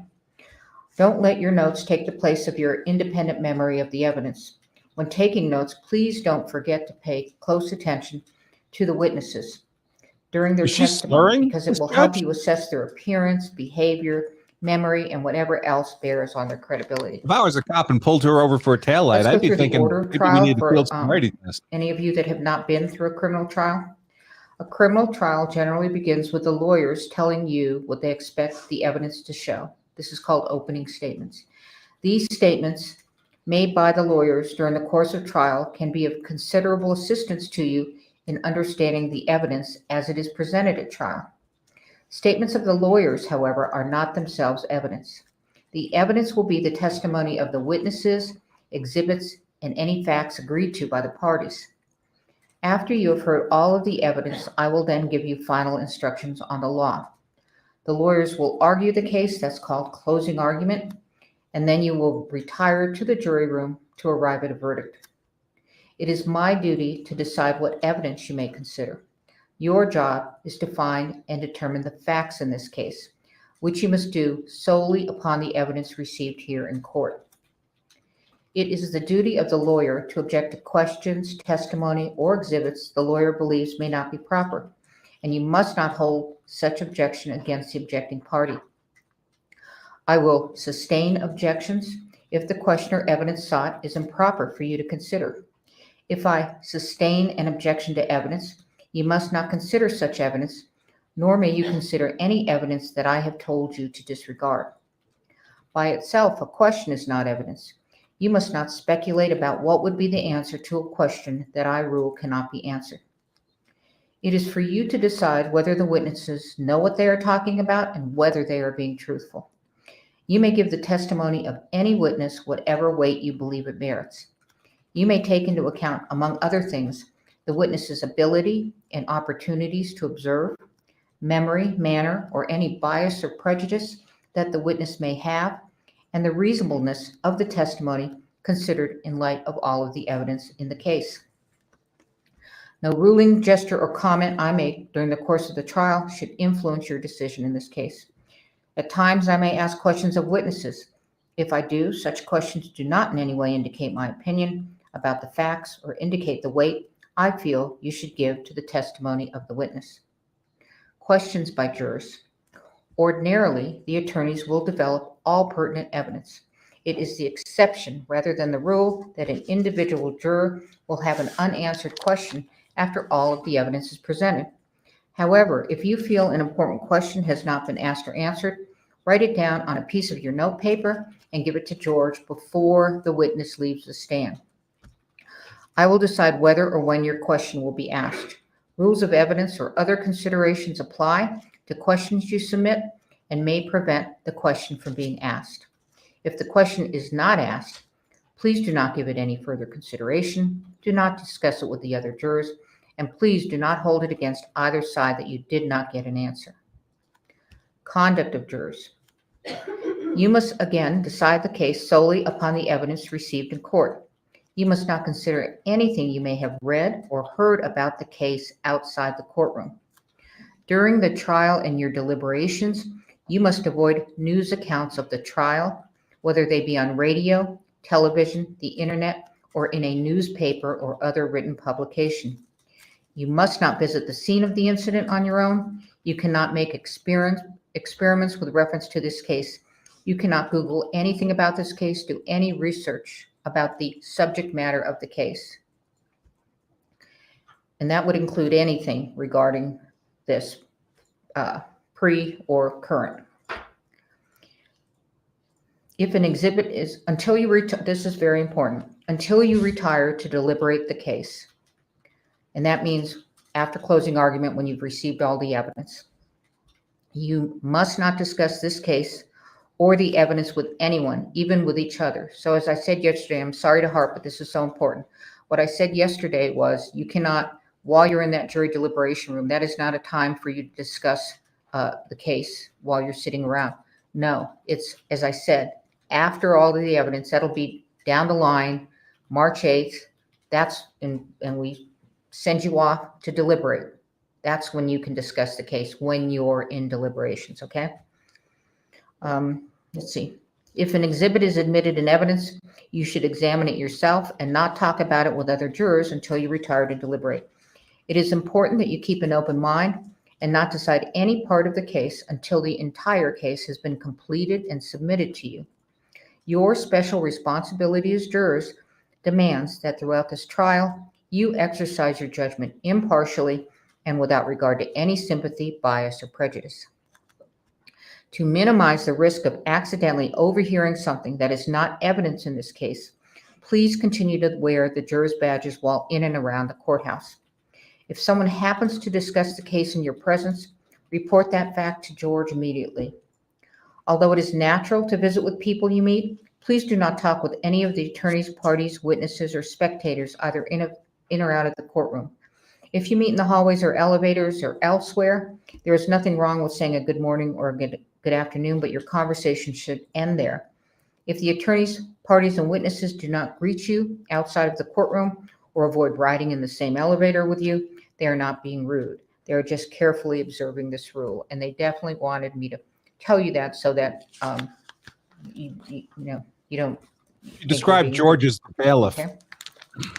All right, so we'll do the exclusion rule.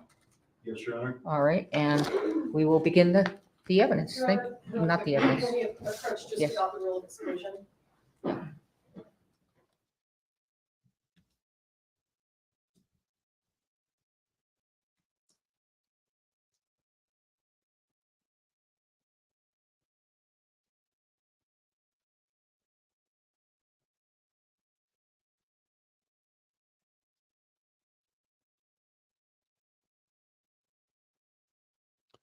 All right. Another bench hearing about the exclusion rule. So some arguments or evidence must have been excluded.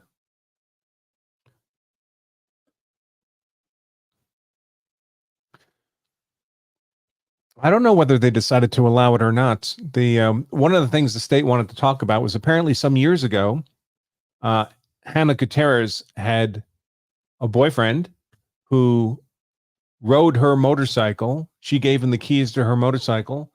And while he was riding her motorcycle, he got killed in an accident. And the state wanted to introduce this into this trial as evidence of her poor judgment.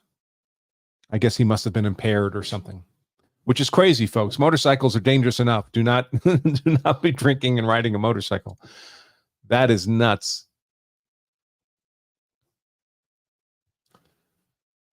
That is nuts. Yeah, and of course, it's quite possible that both Hannah Gutierrez and Alec Baldwin have liability here, as well as is it David Hall who took the And plea? have poker David faces. Hall. But I said May 8th. I meant March 8th. Knew it. Little panic there, but nobody showed their panic. All right, so March 8th. Okay, now I'm going to remind, you will hear this, it will sound, there's going to be two things that sound like a broken record. And one is every time we take a break or whatever, do not talk among yourselves or anyone else about the evidence received here in court. Very important. The other thing is because we are doing court TV. I don't know if you all know that. And by the way, they're not filming you. They're not allowed to film you. So don't worry about that. And then because you're wearing your juror badges, they will know to leave you alone in and around the courthouse and lunch and everything, whatever. Okay. Now, I will be saying a lot that the witnesses may not be watching the live stream court TV. That's important to, so that they're not hearing the evidence. Sure That's they what they won't. just asked me to do. So that will come whenever I think of it, because as they pointed out, a witness may get on the live stream and have missed my direction, although they should know it anyway. Okay?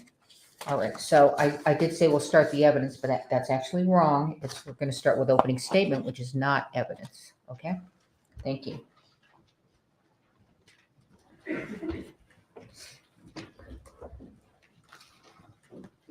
Good morning, ladies and gentlemen, Your Honor, counselors. My name is Jason Lewis, and I know that we were introduced briefly yesterday during the jury selection process. I wanted to introduce myself again. My co-counsel is Carrie Morrissey, who most of you spoke to, at least in some to some degree yesterday. Also at counsel table is Shad Bowe. He is our IT specialist, and Corporal Alexander Hancock. She is what's called our case agent, and she is a witness who you will be hearing from later, maybe later today, if not certainly by tomorrow. As the judge mentioned earlier, it is Ms. Morrissey's and mine responsibility to prove to your all satisfaction that Ms. Gutierrez committed the 2 crimes with which she's been charged beyond a reasonable doubt. The 2 crimes she's been charged with are involuntary manslaughter and tampering with evidence. This morning, I hope to give you a roadmap of what we intend to introduce throughout the trial. And although the statements that I'm making this morning aren't evidence, and you can't consider what I'm saying for purposes of your deliberations, I hope to give you a preview of what the evidence is about, what witnesses you're going to be hearing from, and again, kind of highlight some of the key pieces of evidence that we think we're going to be showing you throughout the trial. But most importantly, what we want to do is give you the information that you need to answer two key questions. The first being, what are the events that happened on the set of Rust that led to the death of Halyna Hutchins? And the second question is, how did live ammunition end up on the set of the movie? As to both questions, we believe that it was the negligent acts and failures of the defendant, Ms. Gutierrez, that resulted in both the acts that contributed to Ms. Hutchins' death and to the live rounds being brought onto the set.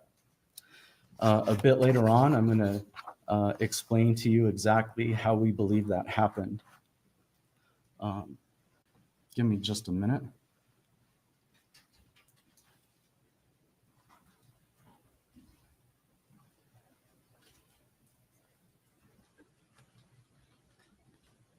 Yeah, I noticed that to your satisfaction reference too, but he did follow up with beyond a reasonable I'm going to doubt. put some images up on the screen for you guys, but there's a little process we have to go through to get that going.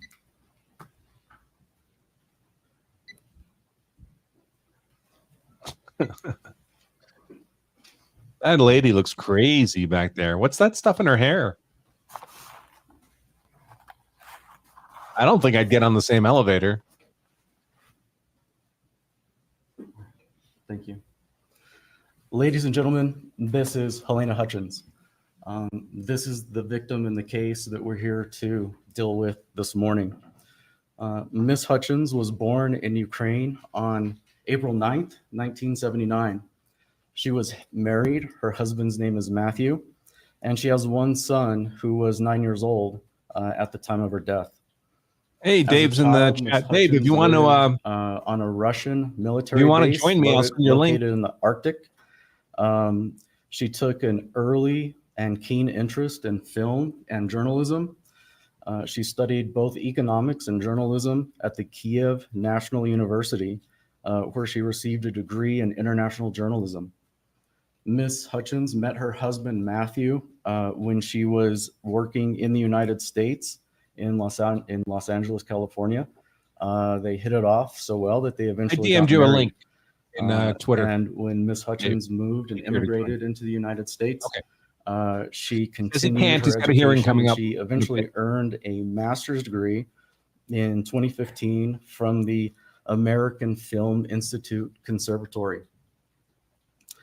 While in Los Angeles, Ms. Hutchins transitioned into the film and television industry, working as a cinematographer. This was a job that she loved and she had a great passion for. For those of you, oh, I'm sorry. I don't know. Just speak up. Okay, I apologize. My microphone has been off this whole time and I didn't know. For those of you who may not know, a cinematographer is a person who works behind the scenes on a film, and the cinematographer is responsible for creating the overall vision of the film. In very basic terms, the cinematographer decides how the movie will be lit and colored and how the final footage will appear on the screen when you watch the movie. And in fact, Ms. Hutchins was working as a cinematographer for the movie Rust, which when she was tragically shot and killed on October 21st, 2021. By all accounts, from the folks who knew her and worked with her, and many of those you will be hearing from, she was a gifted and talented artist, but above all, she was a loving wife and mother. What a terrible speaker. And like Ms. Hutchins, Oh my God, the don't go defendant, into law, Hannah folks. Gutierrez was also a behind-the-scenes member of the Rust crew. Ms. Gutierrez was hired to perform a dual role on the movie. She was hired to be both an armorer and a props assistant. As a props assistant, Zero energy it was here. Ms. Gutierrez's primary duty to essentially go Zero out energy. and source and bring back to the film set Let me tell you the most everything that boring the actors story you've ever need heard. to touch as part of making the movie. So for example, if they're doing a kitchen scene, then Ms. Gutierrez would have gone out, purchased plates, cups, glasses, forks, all of that sort of stuff. And then those would have been incorporated into the set. Ms. Gutierrez's other role was as the movie's armorer. And it's that role that really has brought us here today. The armorer has a few key responsibilities. The first responsibility is to source and bring to the set all of the firearms that are going to be used as part of the movie. So for a modern movie, that may have required her to purchase or obtain machine guns, semi-automatic handguns, long rifles, and that sort of thing. Unless you're really nervous. But for a Western like Rust, the armorer would have to source weapons that were in use at the time so that the movie looks more authentic. And so that would include finding old-looking revolvers and shotguns and things of that nature. Adam Baldwin, my friend Just Adam put Baldwin. up a I've photo. interviewed him a couple times about this shooting event. This is the firearm that Mr. Baldwin was using in this movie. This is also the firearm that was used in the incident that resulted in the death of Ms. Hutchins. One of the things that I think is important for you all to understand is that I don't throughout think they have this this gun anymore. I trial, think they destroyed it in testing. we all may refer to these type of firearms as prop guns, but make no mistake, they are legitimate firearms. If you put a live bullet inside of these guns, they will fire. So we sometimes refer to them as prop weapons, but they are absolutely capable of causing a projectile to fly out of the barrel. The other thing that it's important for you all to know is that although this particular weapon looks old, it is actually a brand new gun. This gun was purchased directly from the manufacturer for the purpose of being used in this movie. And although it looks old, it's not a gun that has had hundreds or thousands of rounds put through it. It was a brand new and perfectly functioning gun when it arrived on the set. The second thing that the armorer is responsible for is sourcing and purchasing blank and dummy ammunition. You're going to be hearing a lot throughout this trial about the differences between live ammunition, blank ammunition, dummy ammunition. So I'm just going to kind of give you a 10,000-foot overview of what this stuff is. The image that's on your screen right now is what's called a blank round. A blank round is actually pretty easy to distinguish because it has that crimped end where normally a bullet would be. The reason that blanks are used in the movie is because when it's in the gun and an actor pulls the trigger, there is enough gunpowder inside of that blank to cause a pop and have a cloud of smoke come out from the gun, but it doesn't have a projectile that shoots through the barrel of the gun. So these are a type of round that is used frequently on the movie sets, especially whenever they want to make it look like the actor is actually firing a weapon. The second type of round that is used on the sets are what's called dummy rounds. And these are a different story. Dummies look exactly like real bullets. As you can tell from kind of that main image there, although this that is a real bullet. evidence There's a dummy bullet in round that cartridge. has some writing on it, you wouldn't be able to distinguish that from a live bullet if you were just looking at it with your eyes. And because these dummy rounds are designed to look exactly like live ammunition, every round has to be thoroughly checked before it is put inside of one of these firearms. Aside from sourcing firearms, blanks, and dummies for the movie, the next major function that Hannah was required to do on the movie set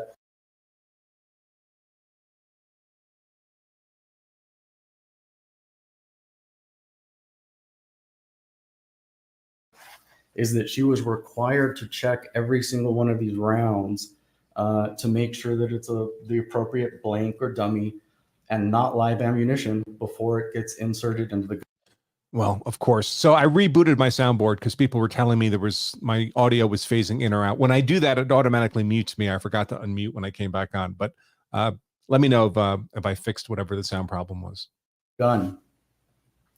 And there are two primary ways that an armorer or anybody who's familiar with this can check to make sure that a round is a dummy round.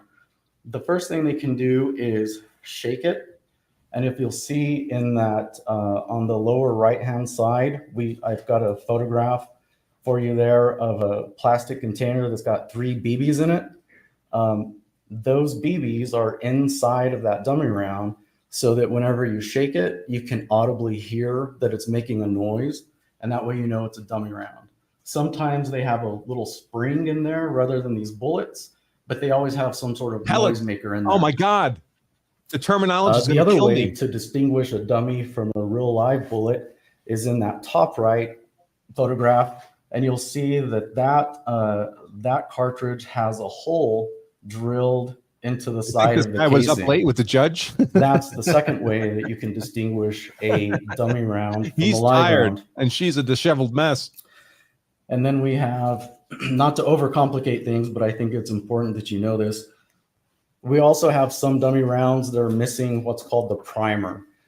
Normally on a live cartridge, there's an explosive element that is inside of that center portion that whenever the hammer of the gun hits that primer, it causes a small spark that then ignites the rest of the gunpowder in the bullet. This is way too much and detail causes for an opening statement. the projectile to be expelled. So dummy rounds, as you can see, they do look an awful lot like live ammunition, but there are ways, if you are careful, that you can distinguish a dummy round from a live round. The next major function of the armorer is to check the firearm before it is brought onto the set. And there's a very specific process that is used for this. When it's time for a firearm to be used, the armorer is required to present the firearm to the first assistant director to double check that only dummy rounds are inside the gun. And the armorer is also supposed to offer the actor who is receiving the gun the opportunity to also have the gun inspected in front of them. Unfortunately, in this case, Ms. Gutierrez did not always adhere to these safety procedures, and you're going to hear from several witnesses who will testify that she often rushed through this critical step and sometimes she skipped this check altogether.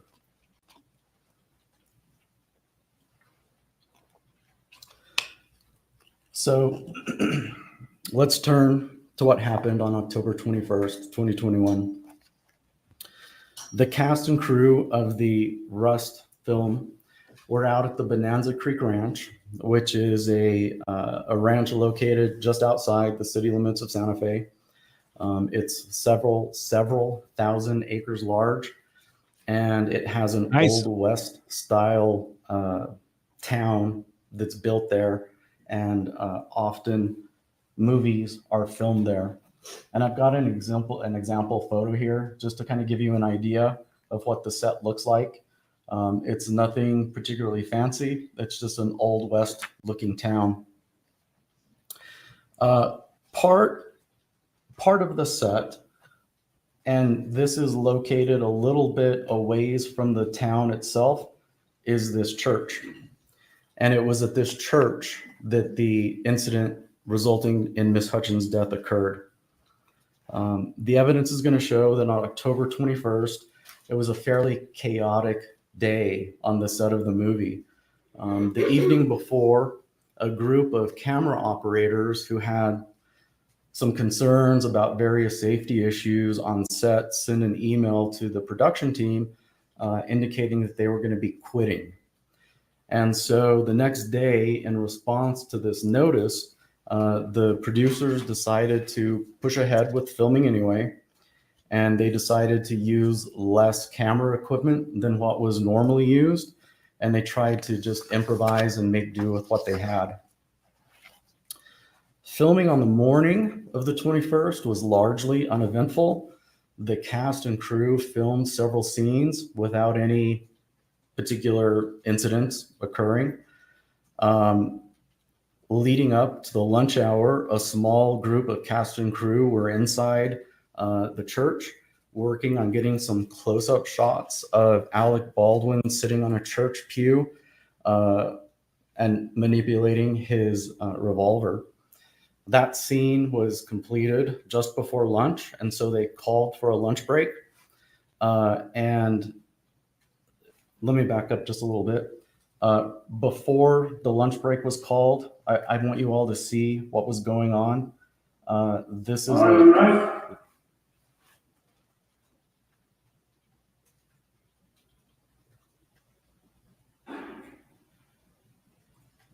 so that gives you an idea of what was going on that morning. Alec Baldwin was sitting on a church pew, and he was practicing this draw from his holster with the camera crew kind of close up on top of him.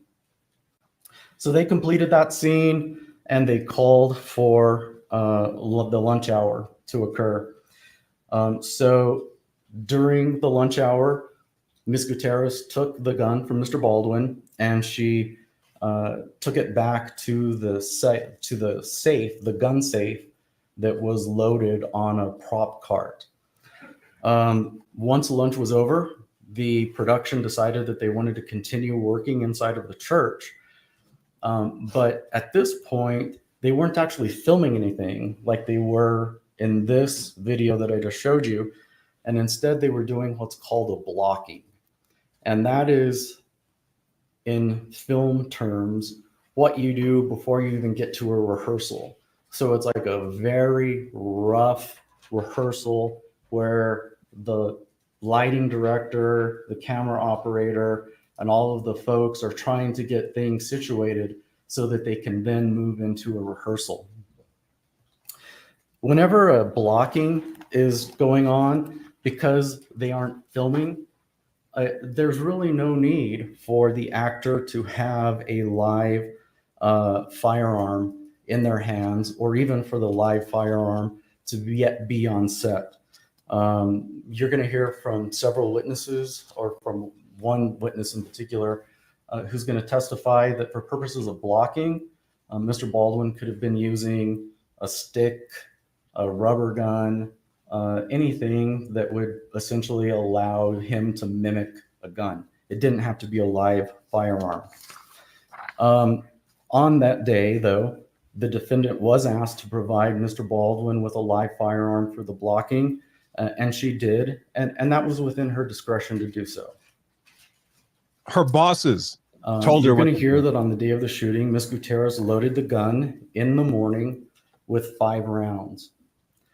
The revolver, though, is a 6-shooter, so it can hold 6 rounds, but in that morning, she only was able to load 5 of them.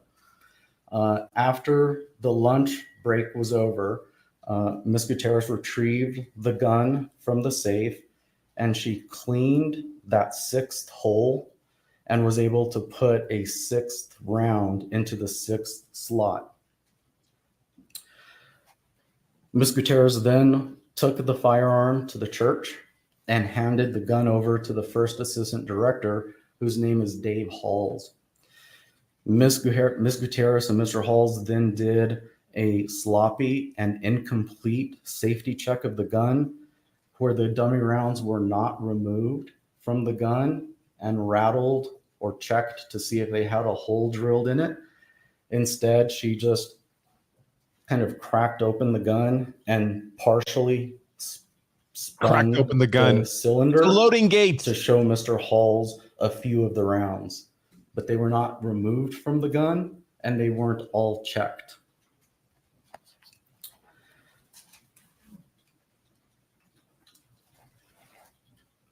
After the incident happened, and when Ms. Gutierrez was being interviewed by the investigating officers, she stated that when she removed the gun from the safe to begin the filming for the afternoon session, she didn't recheck the ammunition.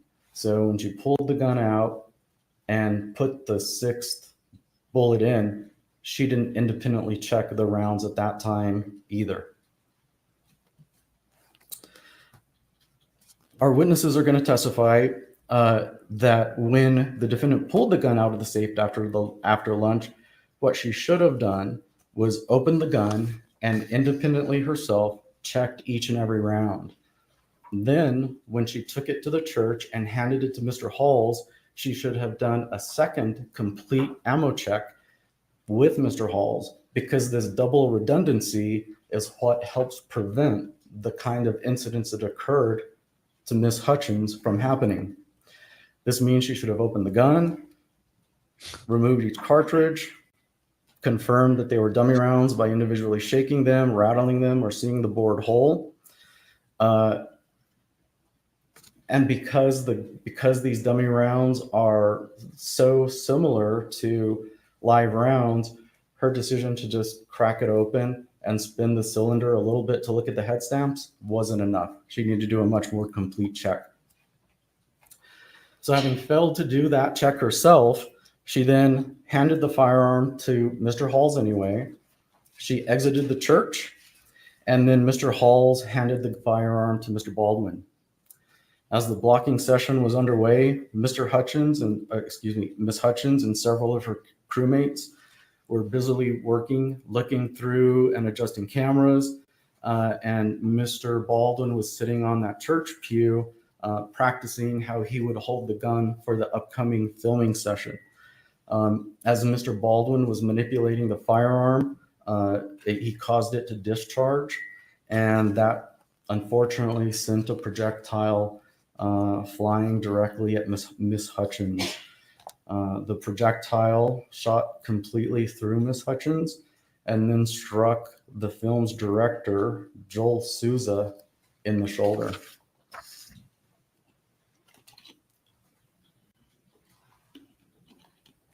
So at this point, the set paramedic was called into the church and began life-saving efforts on both Miss Hutchins and Mr. Souza. Another crew member who was in the church called 911 to report the shooting and to seek additional medical assistance.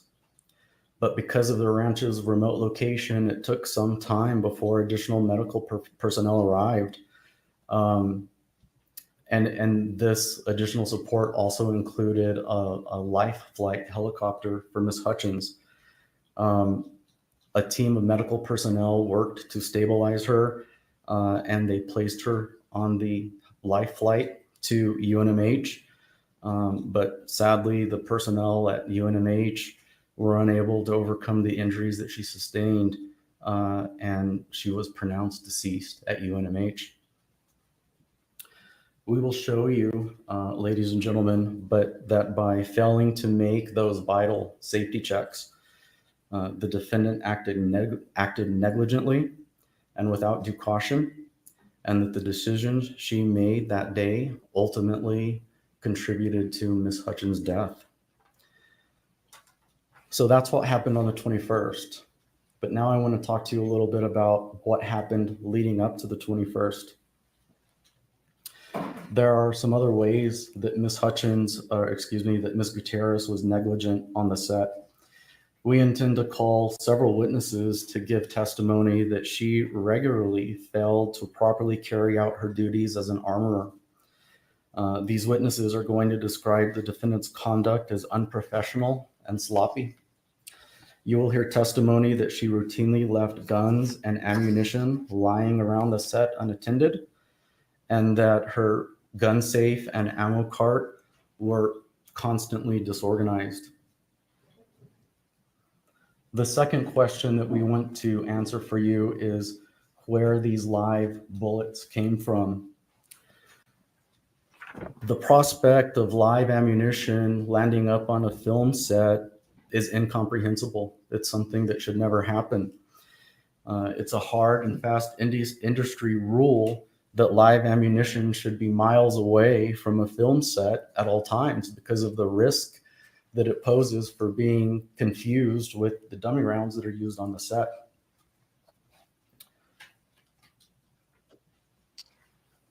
What I just do.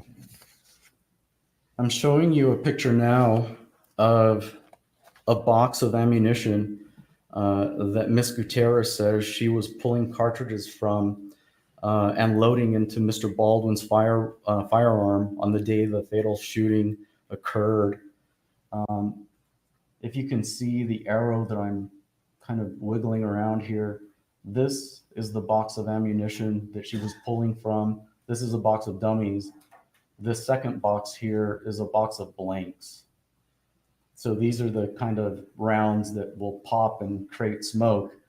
These are the type of rounds that are just supposed to be completely inert.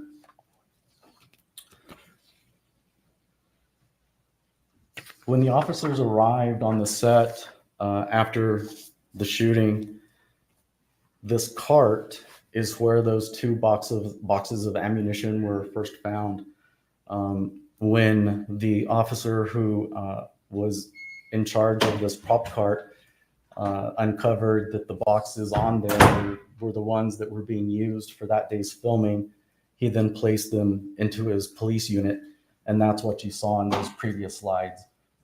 These are the boxes of ammunition inside of a cop car.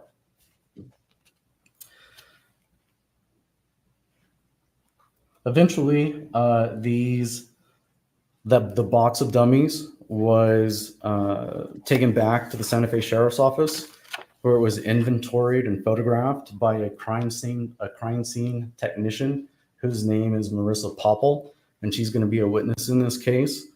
The first box of dummies that was opened up is what is on your monitors right now. This is a styrofoam container that has approximately 37 cartridges in it. According to the label on the outside of the box, these are supposed to be dummy cartridges.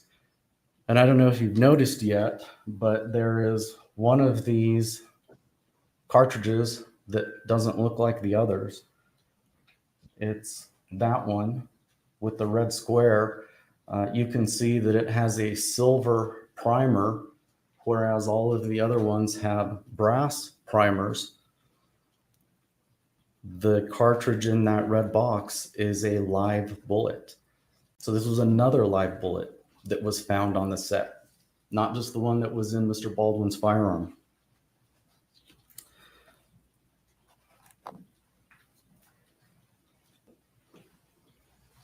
Ultimately, you're going to hear from us that there were not just these two, but a total of 6 live bullets that were found on the set.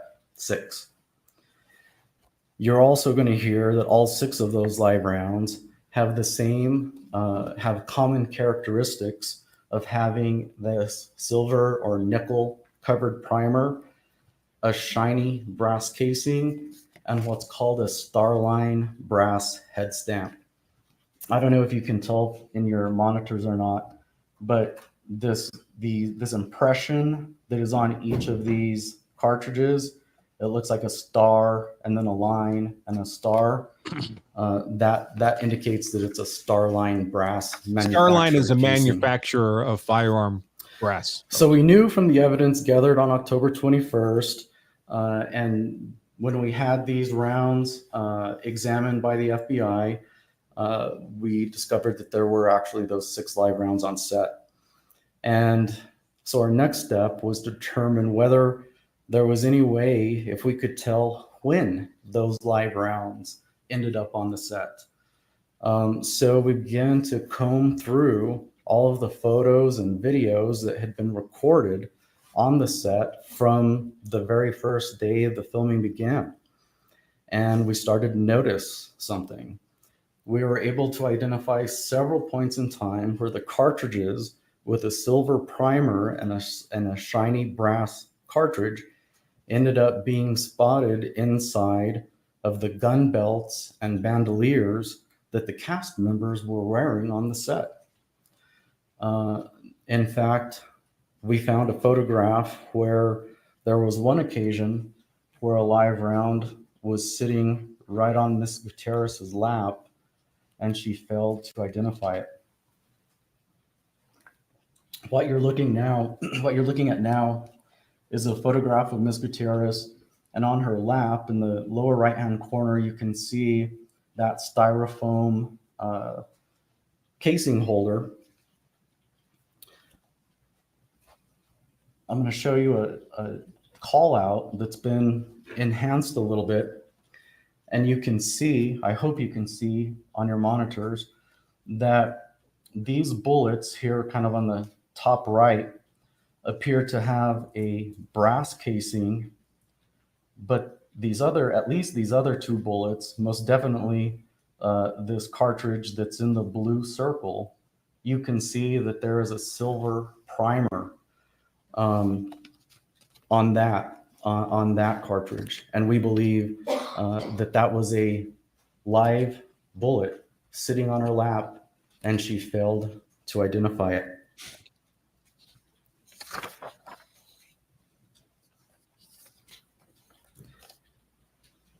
It's important that you know that this photograph was taken on October 10th. And the reason it's important for you to make note that this photograph was taken on October 10th is because the other dummy rounds that were purchased for this movie didn't even arrive to the set until October 12th. So this means that the live ammunition could not have been from the shipment that came in on October 12th and that belonged or that was supplied by somebody other than Ms. Gutierrez. This also will help you when you hear from the defendant's counsel, who are likely going to suggest to you that there was some kind of sabotage on afoot on the set, or that the live rounds came from someone other than Ms. Gutierrez. This photograph, we think, will help you conclude that the live rounds were on set on the 10th, and that the other dummy rounds didn't arrive until the 12th. We also have a little bit more evidence that these live rounds came onto the set via the defendant when she came to New Mexico from out of state. As you can see from this photo, this is the box of rounds. This is kind of a blown up photograph of the box of rounds that she was pulling from on the day of the shooting. And you can see that it has a very specific label on it. It says 45 long Colt dummies. And then in much smaller print there in the middle, you can see the initials JS.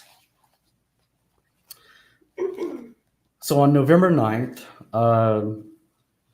a couple of weeks after the shooting, the defendant came into the Santa Fe Sheriff's Office for an interview with Corporal Hancock, and she was asked questions about the box of ammunition she was pulling from the day of the incident, this box with the small JS on the label.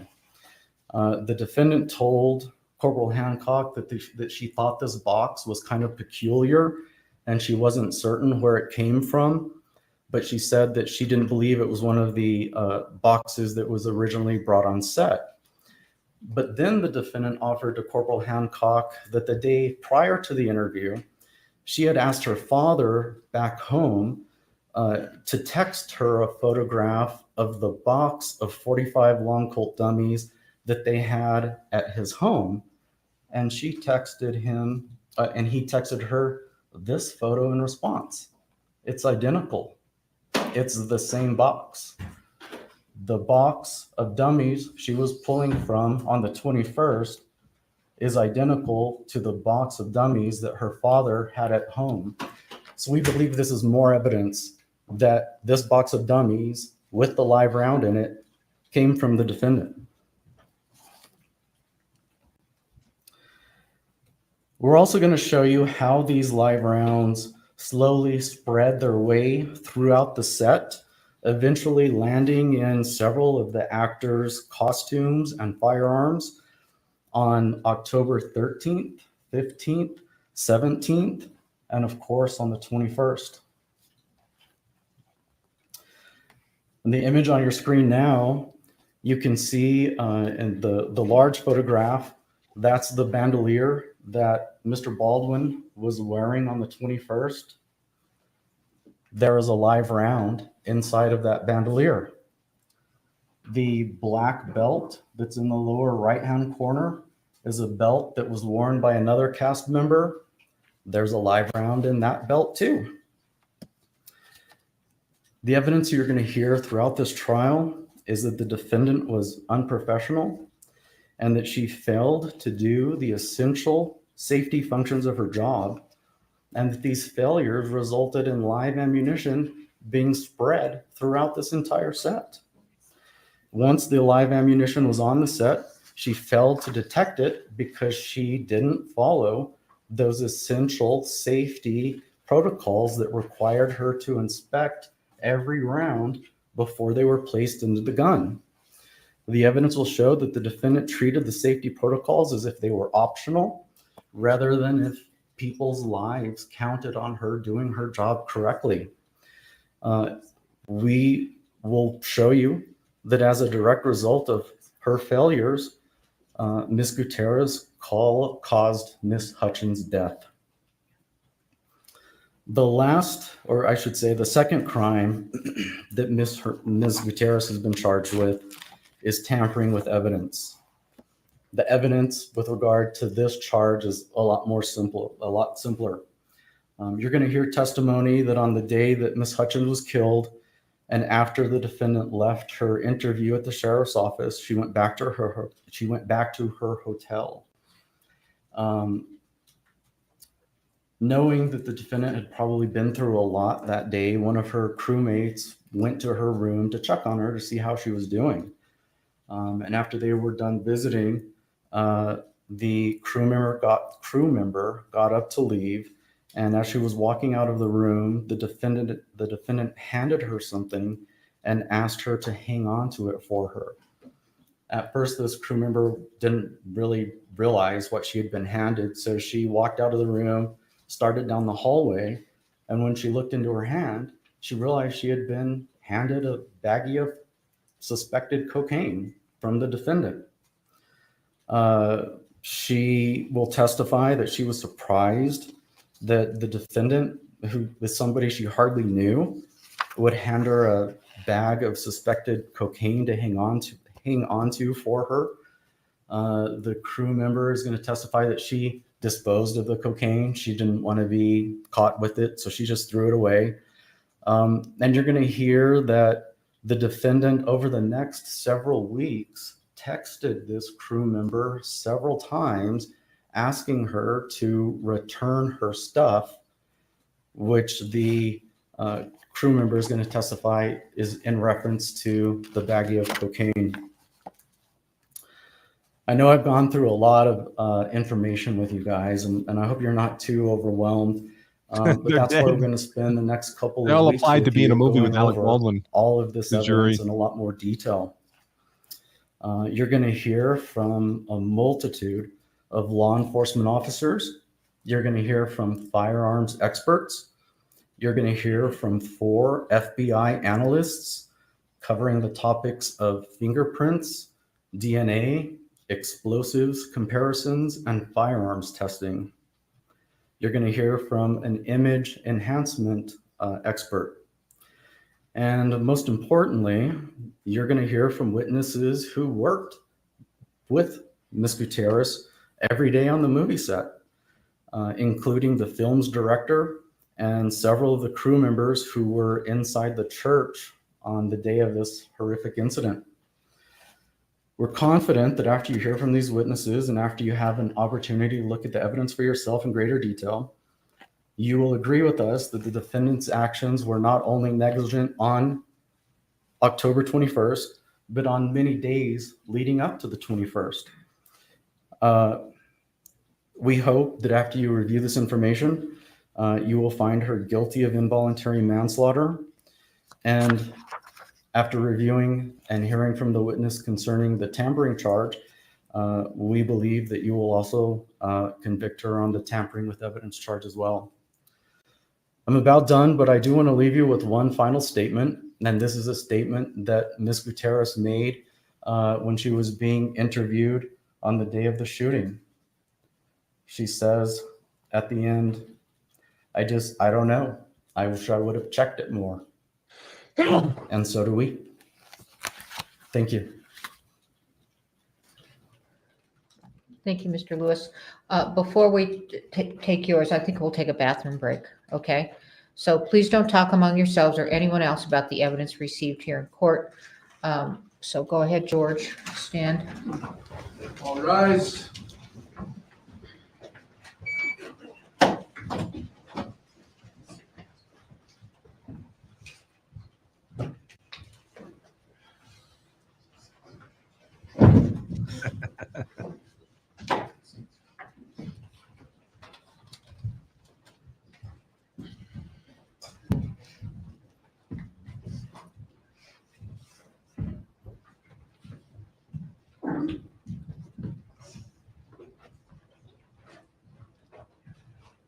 She postures like a man. Gutierrez does. All right, you may be seated. Why don't we get back here at 20 up? Yes, sir. Okay. All right, thank you. We're in recess. All right, 10 minutes. 10-minute recess.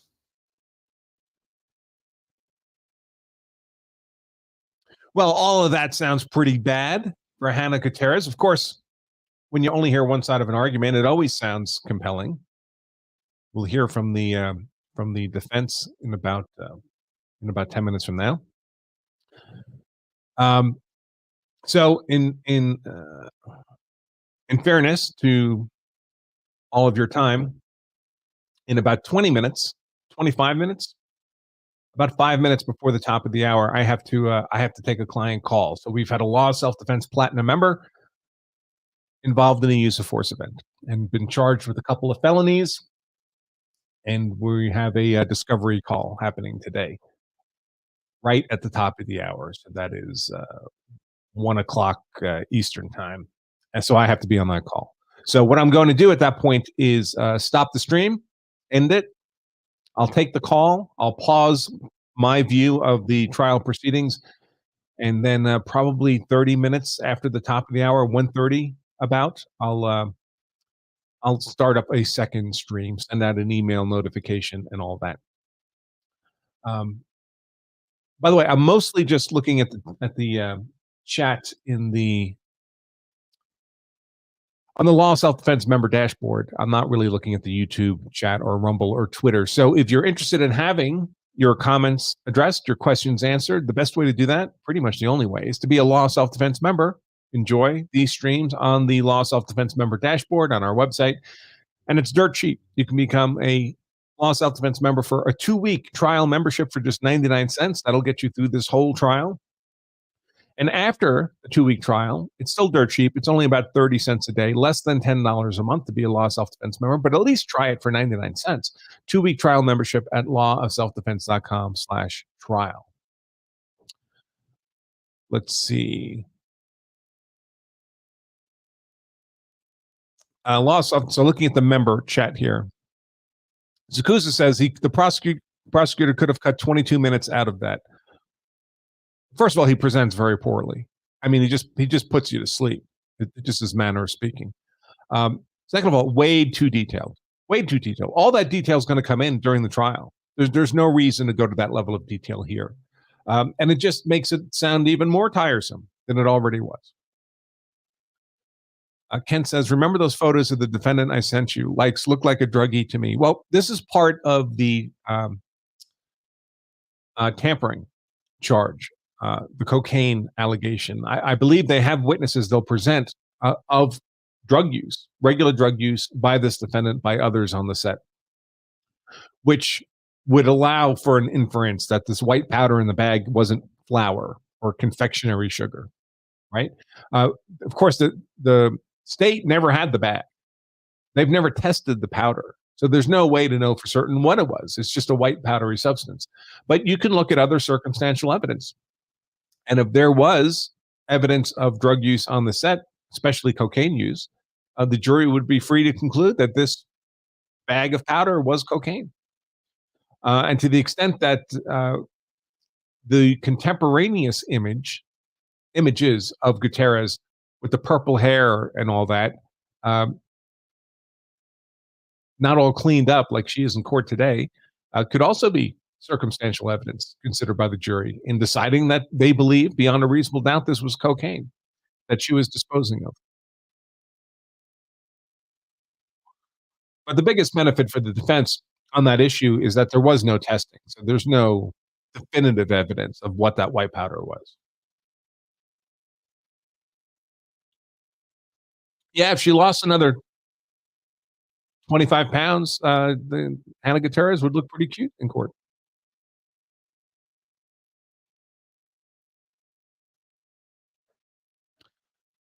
Law Self-Defense member Clay says, sure, the friend got rid of it. Up her nose.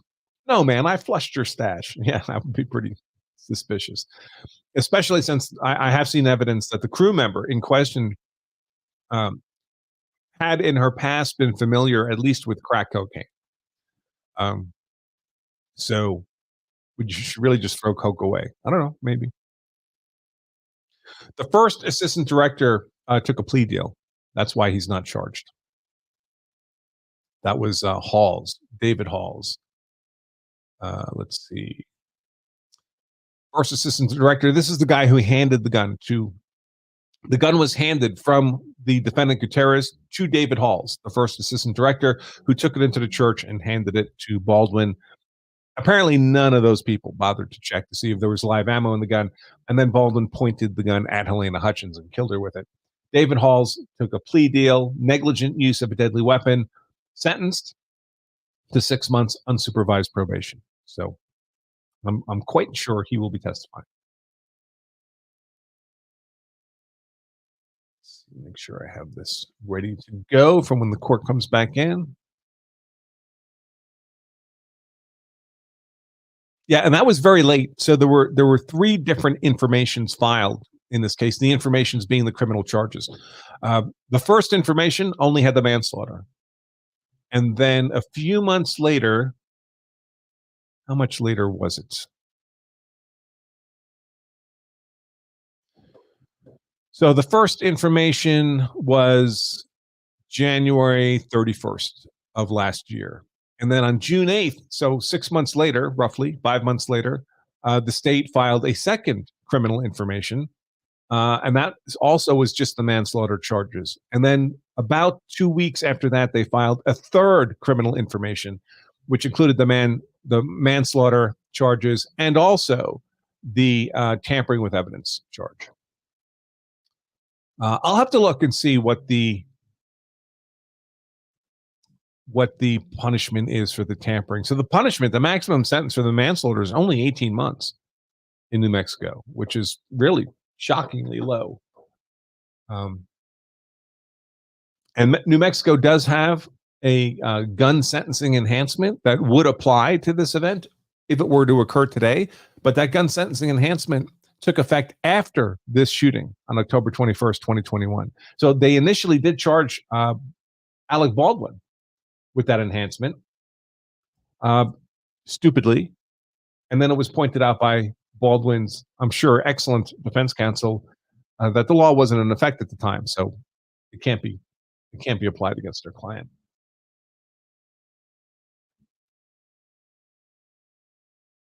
Let's see. Let me take a look.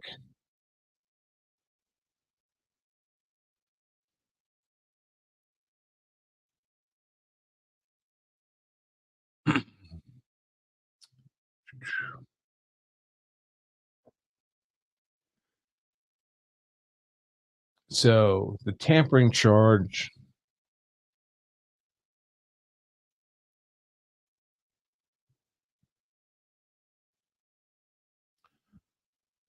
Just like the manslaughter, 18 months in prison and a $5,000 fine. Yeah, I'll have to make a note of that.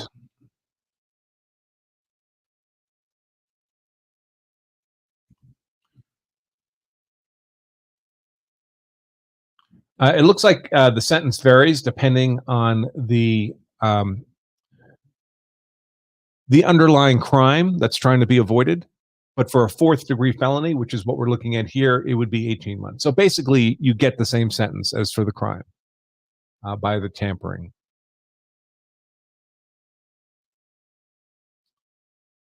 So,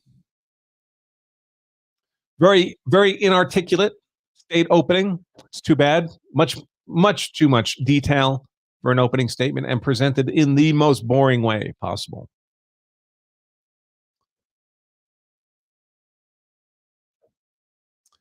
Clay asks, didn't you go over the SAG rules of guns of a movie set? Yeah, I've done that a couple of times. Most recently, I was going to say most recently with Adam Baldwin.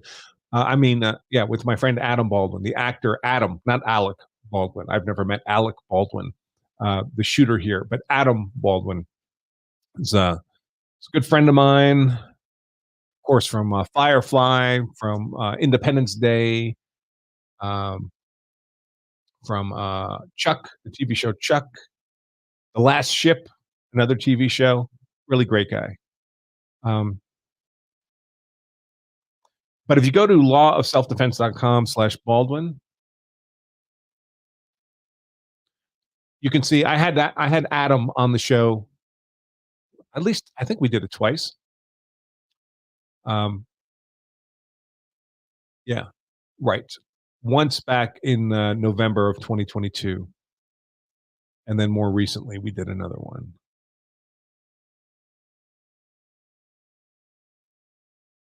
So I'll create a little shortcut banner here if I don't already have one.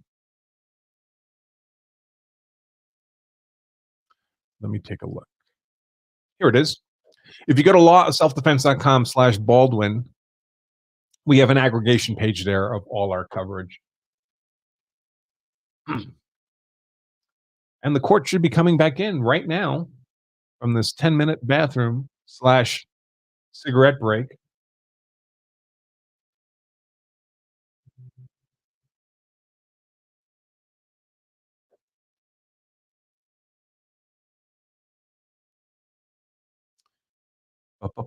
Full Metal Jacket. Yeah, of course. Mother in Full Metal Jacket. He is a huge dude. Huge dude. This is last This photo is from last spring. We had lunch in LA, but the interview I think was just this past November. He's a big dude. I'm 6'1". He's quite a bit taller than me. But yeah, Adam shared his personal experience with dealing with firearms safely, and many of the majority of his acting career has involved firearms on set.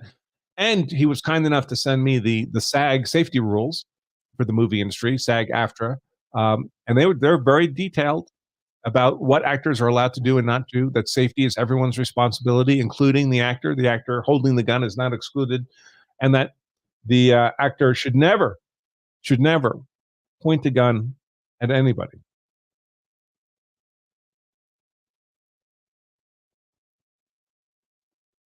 Let's see.